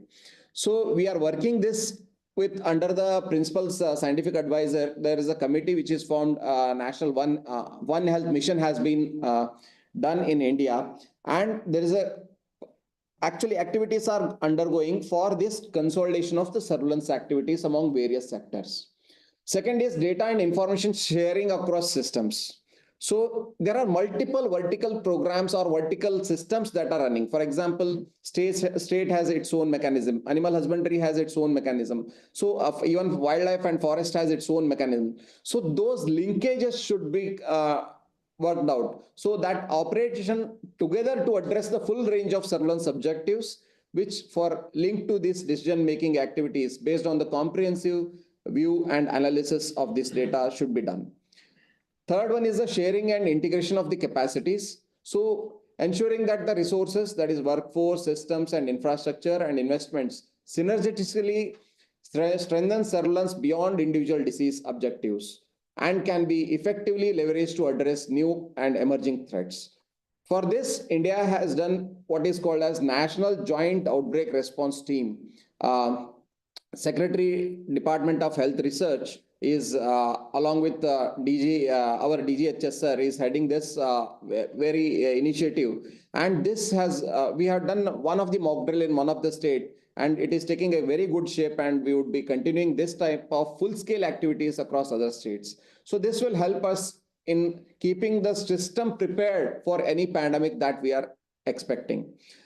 Fourth one is the open communication of surveillance findings. This is very, very important at all levels where appropriate, with systems and feedback loops to enable the exchange of intelligence generated by others, driven by use cases aimed at informing decisions and driving actions. This is very, very important. Next slide. Regarding the immediate reporting to stakeholders, Department of Animal Husbandry informs us, that is the Ministry of Health and Family Welfare as well as the IDSP, as soon as they detect the avian influenza case. And we, as I said already, that National Joint Outbreak Response Team is deputed immediately to the field to implement the containment guidelines as per this plan, which I discussed. The team consists of various experts from various ministries, mainly the public health specialists, microbiologists, animal husbandry or veterinary experts. Then we have wildlife experts. Then we might have even the food safety officers. And other environmental experts also, if in case need be. So once the team reaches the field, what they do actually, from the epicenter, that is from where the bird death had been reported, it is called the epicenter. From there, 3-kilometer radius aerial circle has been will be done through the use of Google Maps, and all the area will be covered, and it will be given the name as an infective zone. Then from 3 to 10, it is a surveillance zone. In the infective zone, all the houses will be enlisted, and a day-to-day activities will be taken for field level activities. That is, if there is any case of suspected case of any avian influenza in that. So these are some of the activities which are, I'll continue, I'll show you in the next slide. And the preparedness activities, what we do the medical countermeasures, that is the requirement of the PPE, suicidamivir capsule, IEC materials, etc. Hospital preparedness for isolation wards, in case if there is any laboratory testing requirements, reagents, kits, etc. All those things will be prepared. Next slide. So what do we do in house-to-house surveillance? The teams which are consisting of ASHAs and ANMs, that is within the 3 kilometers, the enlistment, after enlisting the number of households, around 50 to 100 houses will be given to each team. So based on that, number of teams will be prepared, and accordingly these teams will visit the house to house on daily basis in the infective zone for the continuously for 10 days. It is continuous. It is not alternate day, or it is this one. So the symptomatics as per this case definition that was discussed will be subjected to the sample collection and testing at the designated laboratories. The teams in the surveillance zone, that is from 3 kilometers to 10 kilometers range, will be visiting the households in twice a within the span of 10 days. And the surveillance zone will also have all the medical officers and other healthcare professionals from the private, etc., will be capacitated with the enhanced passive surveillance, so that we train them regarding what is the case definition, what they need to look for, and how they have to report and where they have to report. So this kind of activity will go on for 10 days. That 10-day will be like after the post-culling activity. This is very, very important. So enhanced routine ILA and SARI surveillance will be taking place. As per this revised strategy, we would be sending few percentage of ILI and all 100% SARI cases to be tested. From this area, it will be mainly implemented wherever this outbreak has been presented. So we will be using this strategy for collection of the samples. So there will be no we don't miss any cases in the outbreak zone. Next slide. So case definition has been discussed. I don't want to take you one more minute on this. Next slide. Next slide. So regarding reporting, what they have to report and where they have to report, when and how. So we have a format which is given to the field teams by the director EMR or EMR Emergency Medical Relief Division, in which they have to report number of houses, how many houses have to be visited, symptomatics identified, what they have referred, if there is any referral, birds culled, eggs destroyed, feed destroyed, capsule oseltamivir distributed, what is the stock available, etc. There is a format for which they will have each day they have to report. The field teams will compile, and it will be compiled at the district level. All the field teams will compile at the district level. That report has to be sent on daily basis to the state and DGHS and director EMR and CSU. The list of all symptomatics detected in house-to-house survey needs to be entered in the IDSP IHIP platform through the S-Form app. There is a syndromic form application, which is an online entry application, which this ANM or ASHA team will be entering the data on a real-time basis. And in case of any sample to be collected as per the case definition from the suspected case, the data needs to be entered from the respective P form so that they can send that sample directly through the system to the designated laboratories. Next slide. Next, SOP for case reporting. Who will report which case? For example, if any team has come to know that there is an avian influenza case, so what it needs to do at that point of time? The team leader of the RRT or would report the suspected case as per the case definition. In case case has gone directly to a hospital and hospital has suspected that to be an avian influenza, then that probable case reporting would depend upon the preliminary laboratory test report that it is an influenza A and unsubtypable. And there is also a respiratory failure or death among the suspect case. If that is so, the hospital treating the case would be an agency to confirm the probable case in the hospital setting. However, the information would be communicated first to the state health secretary, Union Health Secretary and DGHS, who would review the case parameters before clearing the case. Since if the hospital reports directly to the media, it becomes a panic, as well as there will be multiple layers of questions that the country has to answer to various other agencies. The Ministry of Health and Family Welfare would only declare the confirmed case after ascertaining from all the concerned and notify accordingly to WHO as per the IHR 2005 guidelines. So everyone has to ensure this. So regarding what are the challenges that we face in the field during this kind of activities? Mainly the timely reporting of bird deaths from the community. This is the first challenge that we face. So as I said in my earlier, that is 4 cases. This was the major, that is a timely reporting of bird death was not there. So we didn't know which case, how did the child get infected, how was the child, and even from where did he get infected, everything was not known to us. The source identification is a big challenge which we are facing.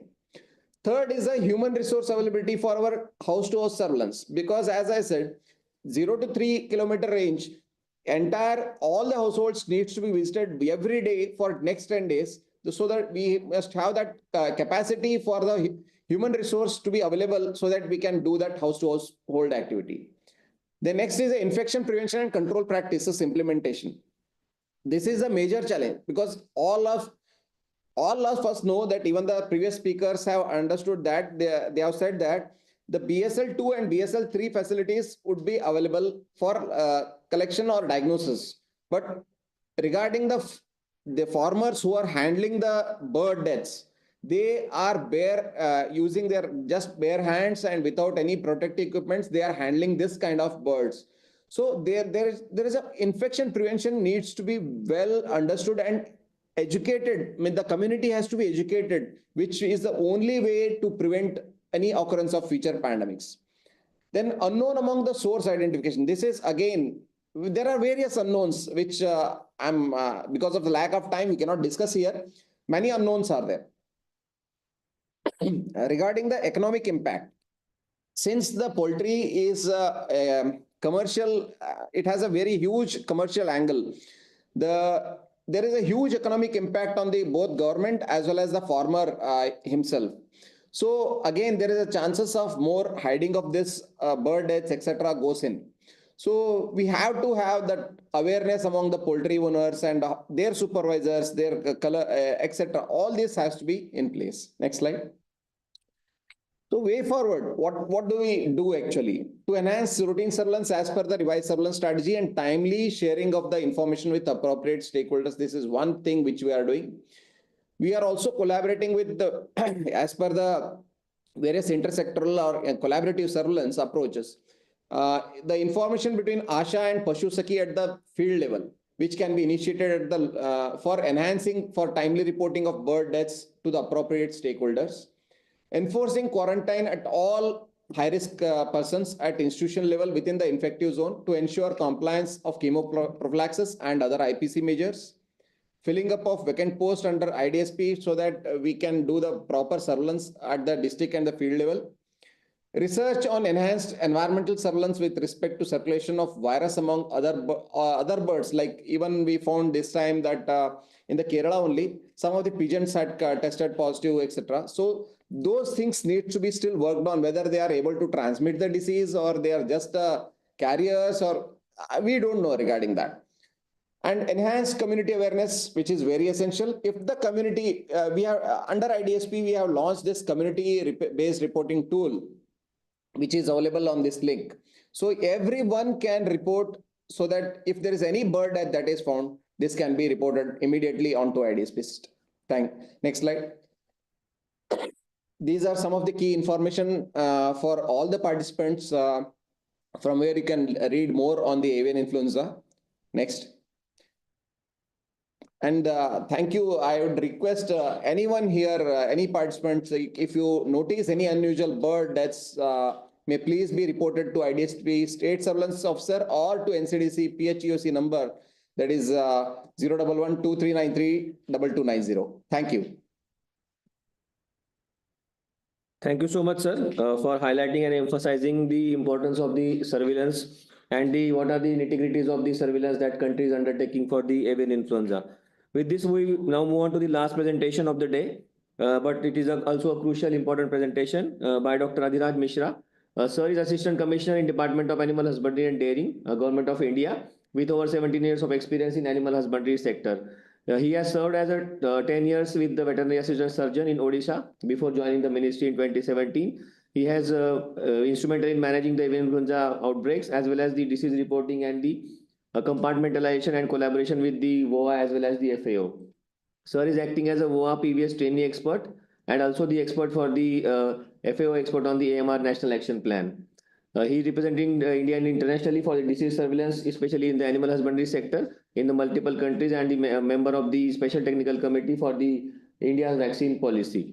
So now request with sir for his presentation on the role of veterinary containment strategy for avian influenza. Over to you, sir. Please share your slides.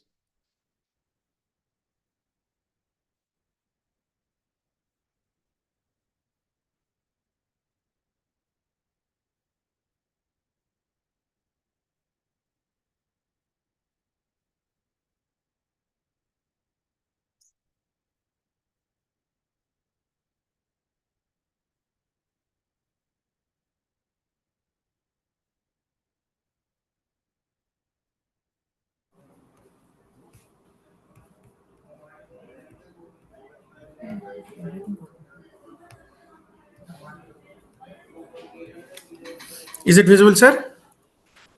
Yes, yes. Yes, Yeah. yes. Thank you, sir. Sir, sir, please make it full screen. I have made it full screen. Yeah, Is it full screen now, sir? Not yet, sir. Maybe you reshare. Sir, if you could stop sharing and share again, it would work. Yeah, I'll do it.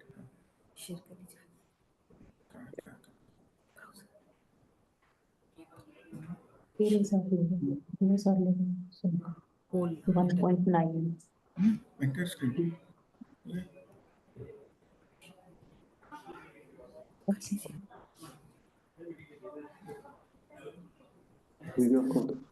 Okay. Is it visible now, sir? Yes, sir. Yes, sir. Yeah. Please. Thank you. Thank you, sir. And thank you, Center for One Health, Simi Madam, for allowing Department of Animal Husbandry for a presentation on the very important topic that is avian influenza. And this disease is the disease that has brought together the One Health concept in the country and through this, all the departments, that is the Ministry of Health, the Ministry of Animal Husbandry, as well as the Wildlife, we are working together for dealing with this particular disease and dealing with other zoonotic diseases also. Sir, just to highlight some of the few facts about the poultry value chain, when we think of avian influenza, when we think of animal husbandry sector, it is always linked to the economic benefit of the farmer. So when we think of the poultry value chain in our India, I just want to highlight two important points. We are the second largest producer of eggs, as well as the fifth largest producer of the poultry meat. And our poultry sector is growing at a very fast rate of around 8 to 10% per annum. So this is the quantum of poultry value chain in India. So whenever we think of avian influenza, we need to keep in mind that this is the potential of the country's poultry value chain. So this I'm not going to give you in detail, but most important part is that what Sanket sir also highlighted, there are two kinds of infections. And if you think of the infections in the poultry birds, they're basically the high pathogenic and the low pathogenic. And the high pathogenic, as usually when we see a mortality of around 80 to 100%, and within a span of 2 to 3 days, the whole of the poultry flock will be the mortality will be absorbed. And if we see in case of low pathogenic avian influenza, there will be reduction in the production, like the eggs, there will be less egg production, and there will be soft cell eggs, and there will be very less mortality, around 30 to 40% mortality will be there. So this is what happens in the poultry sector. But as sir has also suggested, that this doesn't apply to the human beings. So for poultry, it is highly pathogenic avian influenza as well as low pathogenic avian influenza. And the H5H7 subtypes are considered to cause the HPI. And as also reported by, informed by many of the previous speakers, that the first outbreak in India was observed in 18 February 2006, and it was observed in the Navapur district of Navapur area of Maharashtra. And based on that, the different activities were taken up in the country, and that outbreak that happened was basically for H5N1. And in India, we have also reported the H5N8, and it started with the isolated from the wild birds and the poultry in 2016, and it was last detected in 2021. So this is the status about H5N1 as well as H5N8, and all the rest outbreaks since 2021 are all H5N1 outbreaks in our country. Now, when we think of the different outbreaks that are happening and the subtypes that are present in our country, and I will just refer about the current outbreak situation, as Sanket sir has already mentioned, that this year we have experienced outbreak in 5 states of the country. If we look for the poultry sector, and they are it started with Andhra Pradesh, then it started in Maharashtra, Jharkhand, Kerala, and then in Odisha. So these are the 5 states where the outbreaks have happened. And if you see, we have given a heat map of the outbreaks since 2006. We can see the hotspots zones in our country. And since 2006, more than 400 HPI outbreaks have been, epicenters have been reported in the country, and in 24 states and union territories. So if we see the in 2024, the clades that we have seen is basically in Kerala only, it is 2344B that was observed, and in other rest of the outbreaks in the country, it was 2321A. So this is the clade information. Now coming on to since 2006, as I have described, that we have observed outbreaks around more than 400 epicenters have been observed, and we can see that in 2024, 49 epicenters have been observed in the domesticated birds. Now, the most interesting thing I need to highlight through this slide is that, and also the outbreaks that have happened since 2006 till 2023, we have observed that the outbreak starts usually from the month of October, November, December, and by February, we never experience any outbreaks. And this basically is linked to the migratory season. But this year in 2024, we observed that whatever outbreaks were observed in December 2023, we had declared our country as free from avian influenza, and till February we didn't have any outbreak, and in February we had only 2 outbreaks, and later on most outbreaks were observed in the warmer part of the year, that is basically started from May, June, July. We had a large number of outbreaks. Last outbreak that happened in Odisha was in the month of August. So this is how the seasonality has changed, and maybe it is due to climate change, as Sanket sir has already mentioned. So this year we are seeing a variation in the outbreak trends.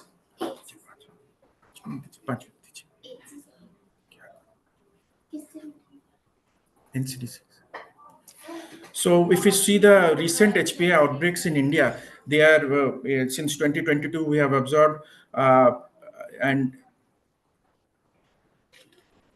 we have observed the recent outbreaks that we have observed, and basically they have been reported in the states of Bihar, Kerala, Maharashtra, and recurrently the outbreaks have been happening in Kerala. And what Sanket sir has also mentioned in his presentation that in Kerala we have also observed around 18 cases that have been referred in the non-poultry or the non-poultry, non-migratory, non and free flying birds like we have observed in the crows, we have observed in pigeons, peafowls, as well as in peacock. We have observed some outbreaks. So this was observed basically in the month of July.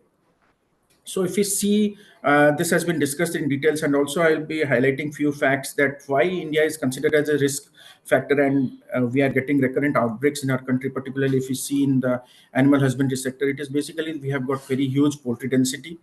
And what happens is that we have got the biosecurity that are maintained by these people are very less. That is particularly in the backyard sector, as we saw in the population graph, that most part of the around 20 to 30% is by the backyard sector. And when we see particularly in the backyard sector, the biosecurity is not properly maintained.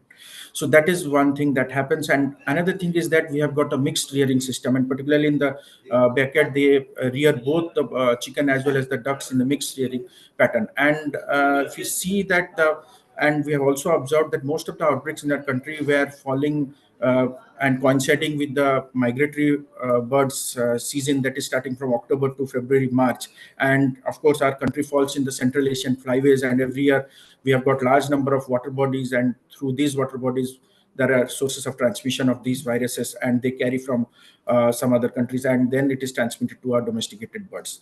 And of course, the international borders which we have got, there it is porous in nature, and there is free movement in some parts of the country also. So it results in also considered as a risk factor. And if you see, then also we have got the poultry wholesale as well as the retail market. The live bird market is an important source, and from which we see there is a congregation of birds from different areas, and here it becomes a main source risk factor for spread of the infection, and we need to enhance this, particularly in this. Now, to deal with this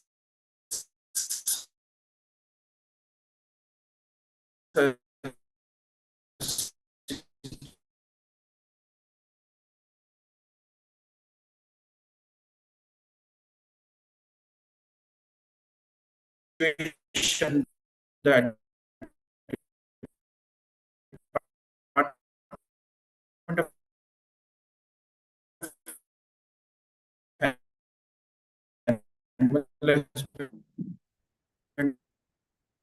Sir, we are not able to hear you.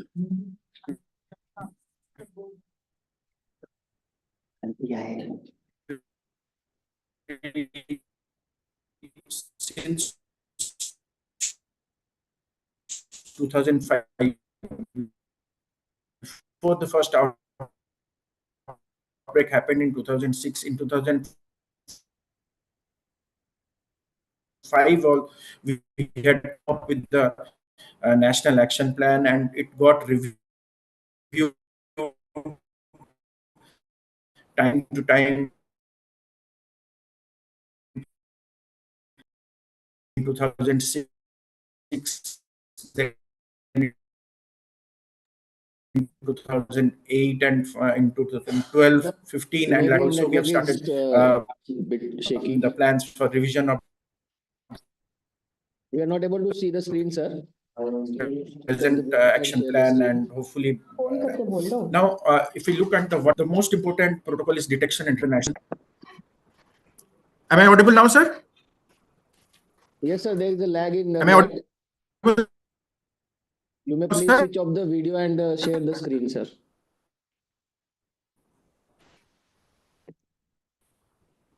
Mute karo. We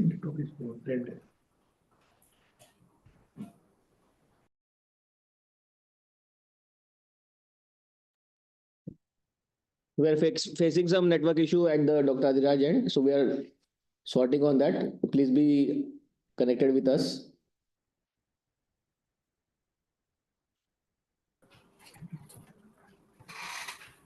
It's connected.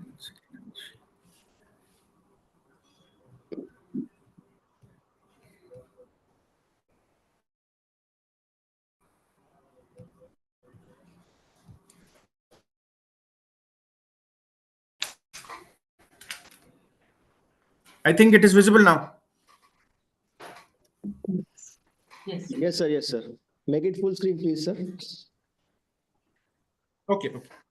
Yeah, I'm making it full screen. Yeah. Okay, sorry, there was some maybe issues with the connectivity. So it starts with the detection and the reporting, and we have got very good surveillance system. And of course, we have got good passive surveillance system, and it is informed that whenever there is an occurrence of any unusual motility is observed, it is immediately reported, and then the testing takes place as per our action plan. Then the containment measures, when we think of, as Sanket sir has already described about the containment plan for human here, what done is that we have declared 0 to 1 kilometer as the infected zone and 1 to 10 kilometer as the surveillance zone. So what happens is in the infected zone is that all the birds that are present in the infected zone are killed. In addition to that, the feed, the litter material, as well as any vaccines or any drugs that are available in that related to poultry, they are completely disposed, including the eggs and the poultry feed. So this is what is done in the infected area, and this infected area is kept free from poultry, and anything from outside is not allowed to enter into the infected zone. So this is what happens in the infected zone. And for the culling of the birds, we provide the compensation based on our action plan, and this is revised time to time, and the compensation is paid to the farmers whose birds are culled due to the outbreak of avian influenza. Now, what happens in the surveillance zone? In the surveillance zone, we usually carry out the surveillance, that is post-operative surveillance is carried out, and that I'll be explaining in the next slide. And in the infected zone, once the culling and cleaning is done, then we go for the proper cleaning of the sheds as well as the packet poultry units, and then we go for the sanitation of the affected areas.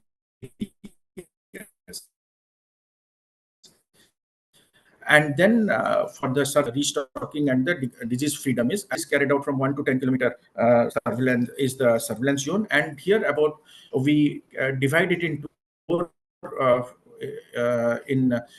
divide it into 4 fortnights. So in each fortnight, the samples are collected from these areas based on the action plan, the post-operative surveillance plan, and these samples are submitted to the lab that I'll be explaining which labs we are using. So based on that, the samples, every fortnight the samples are collected, and once we get the negative information, a negative report for all these 4 fortnights, then only the disease freedom is allowed and restocking is allowed in the infected zone. Now, when we are describing about surveillance, we carry out very good active surveillance for avian influenza, and it is carried out around the year. And good surveillance plan is also provided in our action plan, and based on which the samples are collected. It is the cloacal and the oropharyngeal or the tracheal swabs are collected, and also the serums are collected depending on our action plan. And here, we have got a laboratory network, and 70% of these samples go to the RDDLs, and 30% of the sample goes to the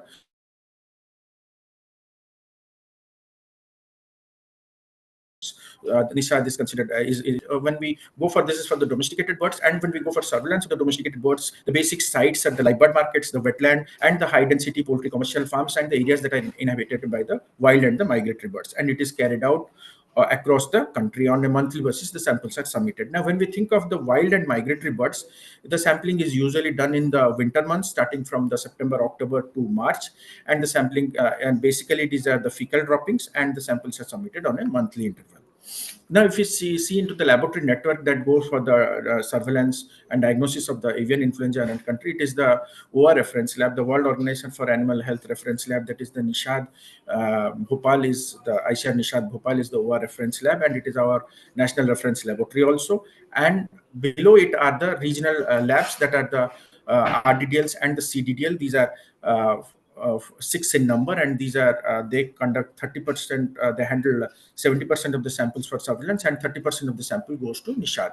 Now, whenever there is a passive surveillance takes place, and when there is a suspicion of any disease, any unusual mortality, then these samples are submitted to the RDDLs. Now, at the RDDL, even if the samples are positive, the confirmation is done by the Nishad. The samples are again sent to the Nishad, and the confirmation is done by the Nishad laboratory, that is the OR reference laboratory, national reference laboratory. Now, recently, what Sanket sir has also suggested, and ma'am, in the first presentation, madam has also suggested about the avian influenza outbreak, and recently that has happened in USA. We have seen around 15 states and 720 dairy herds have been infected with avian influenza. They have been detected since 25th March 2024. And if you see, in addition to the dairy animals, one swine farm, one pig has also been infected in one state of the USA. So this has happened, and this is primarily is a matter of concern, because these infections are detected in the milk samples. So what steps our department had? This is a brief idea about the symptoms that usually happens in the dairy animals. Now, the incubation period, what has been, what we have gathered from USDA as well from through FAO, that is usually varies from 12 to 21 days. And the clinical signs usually which is most striking, is there is a drop in milk production, and the milk becomes very much concentrated, and the color changes as yellowish, and colostrum like milk is usually observed. So, and what it is from the international reports, we have seen that the virus concentration is much higher in the milk. So what we have done, I'll be sharing in the next slide, that we have expanded our surveillance. Previously we concentrated our surveillance only to the poultry birds. Now we have expanded our surveillance beyond poultry, and whenever there is an outbreak of avian influenza within that 1 kilometer infected zone, we conduct the surveillance of the non-poultry species like cattle, buffalo, and goat. Samples are collected for surveillance.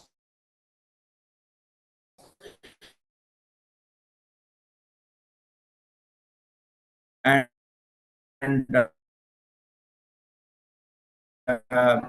1 kilometer, these are collected. And usually when we think of the lactating animals, it is the milk is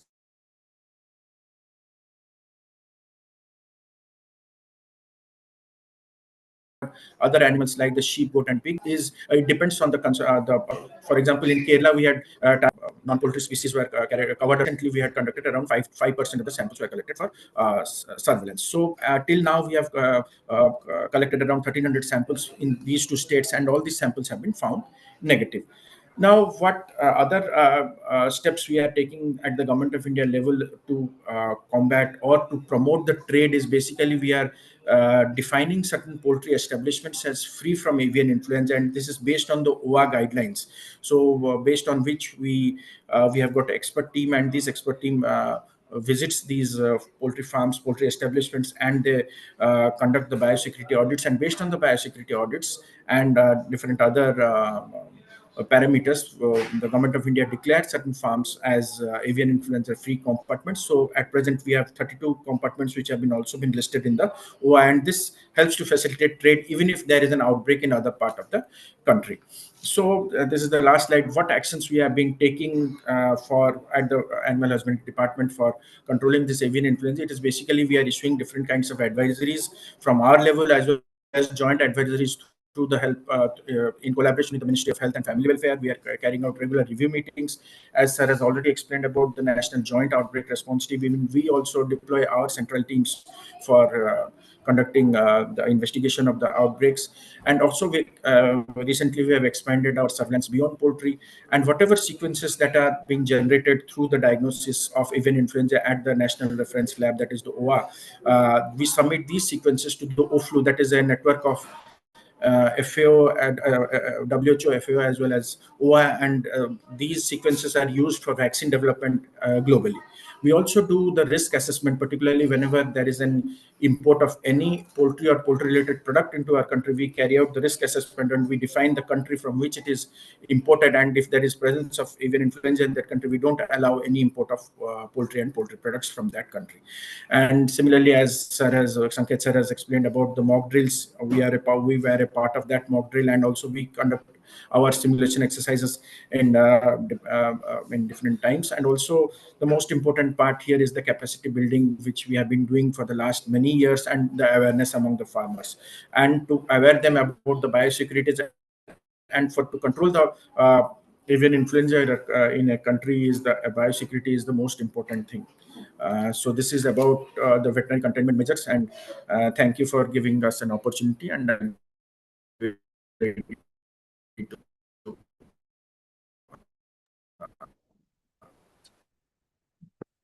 Thank you so much, sir, for this insightful presentation on the veterinary containment strategy that the country is adopting to.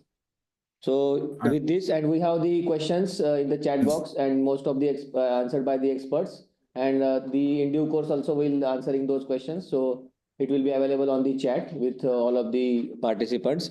With this, now we are coming to the end. This is an interesting session where you can check your own understanding of throughout the session that has happened. So you can just scan the QR code shown on the screen, or log into the www.menti.com and enter that code given on the screen, so that you will get a set of questions that you can answer. So there are 10 questions. So we have 1 minute to scan and log into the Mentimeter. And after that, we'll start with the questions. So we'll thank you participants, those who are with us till this now. We have more than 900 participants with us. So requesting them to log into this last exercise, so that you can also understand that how the session has gone through. So you can scan the QR code and you will directly link to the menti.com.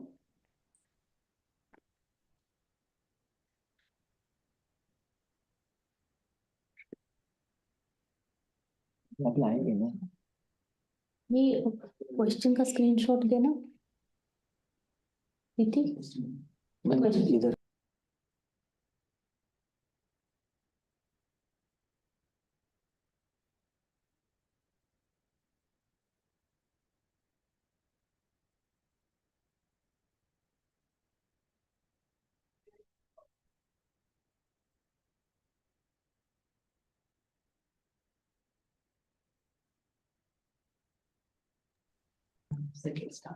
So you might get questions on your screen and keep answering those questions.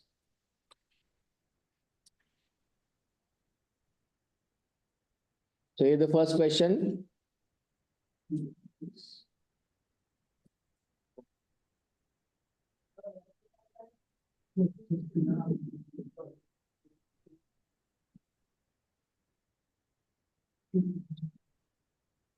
So we are seeing people are joining. 174 players are there to join this, 180. They can drop in chat box if they want to join. We can share the link in chat.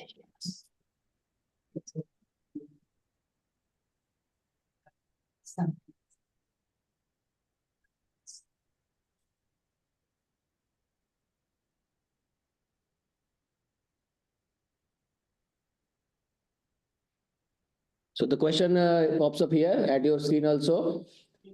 What human symptoms should trigger the immediate testing of the H5N1 in the outbreak zones?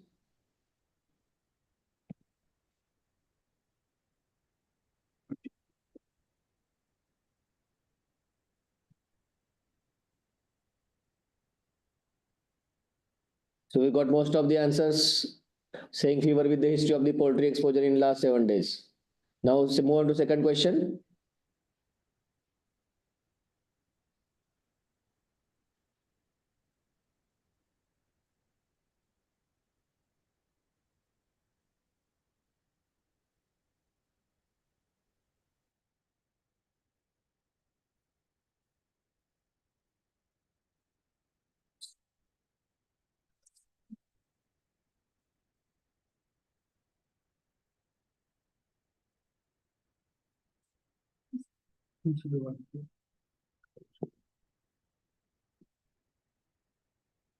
What is the primary method of H5N1 transmission to humans?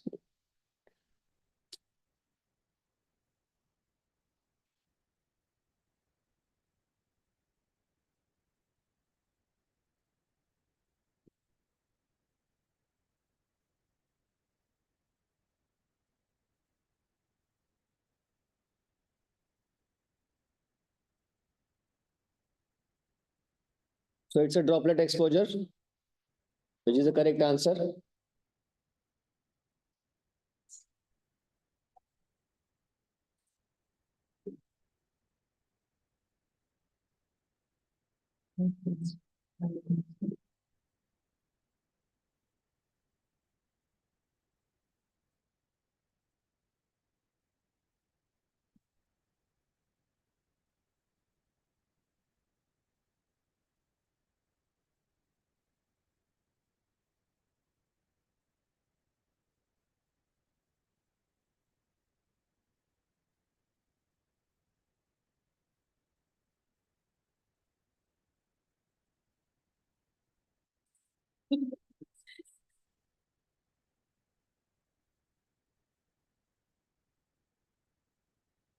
क्या आ रहा है किसमें score अभी? Scoring है ma'am, एक एक question पे बस कितने लोग सही answer they. What is the hallmark of the severe H5N1 infection in humans?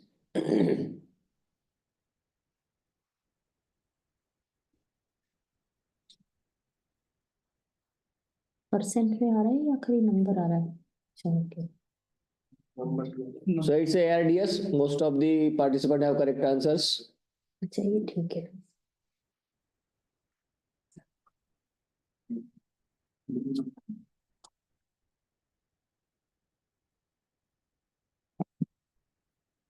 What immediate action is required when a suspected H5N1 outbreak is identified in the poultry farm?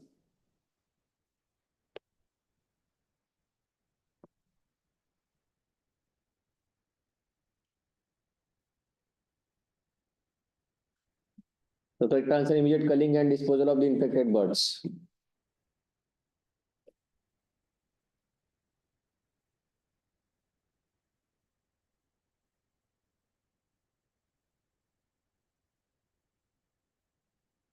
Question number 6. What radius is considered infective zone during the HPAI outbreak in poultry?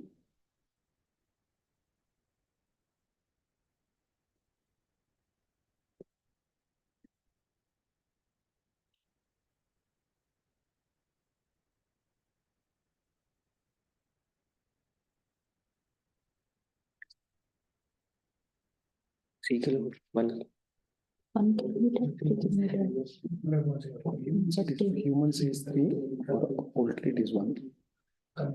ये question गलत. Poultry के लिए ना ma'am, poultry के लिए 1 है. अच्छा poultry के लिए 1 है.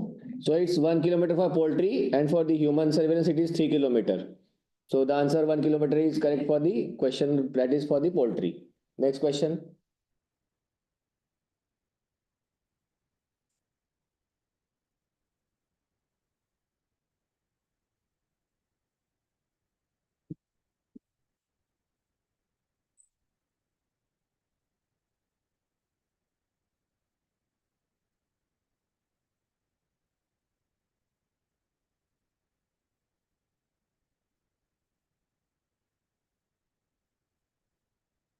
What defines a confirmed case of avian influenza in humans?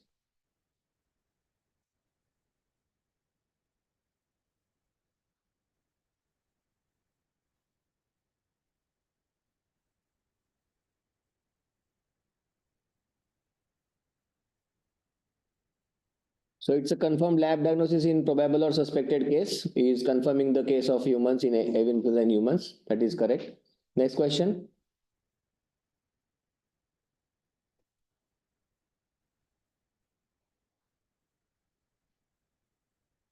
The preferred type of swabs to be used for collection of samples from the birds for avian influenza. This was specifically shown during Dr. Anand's presentation. He highlighted it specifically. Yeah, most of you have heard it correctly. That is Dacron or rayon tip swabs. instead of the cotton or woolen swabs?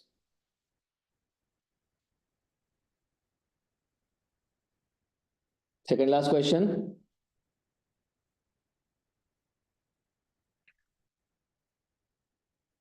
What is recommended disinfection protocol for the affected poultry farms?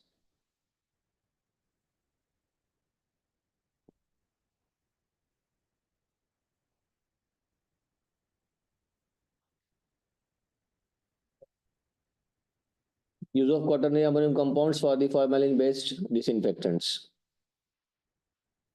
Last question.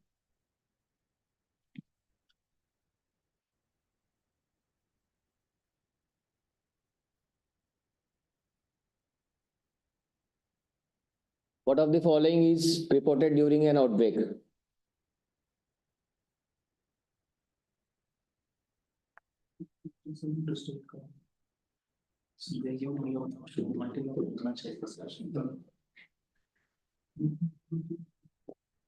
Should be the actions done during the outbreak. So most of the things are correct. During the outbreak, we are doing all these things. Yeah. Thank you so much. So this is for the self-understanding that how the session has been taken or the discussed through the presentations. So we have these leaders and the scoring that we have got to this game. Thank you so much. We can close the game.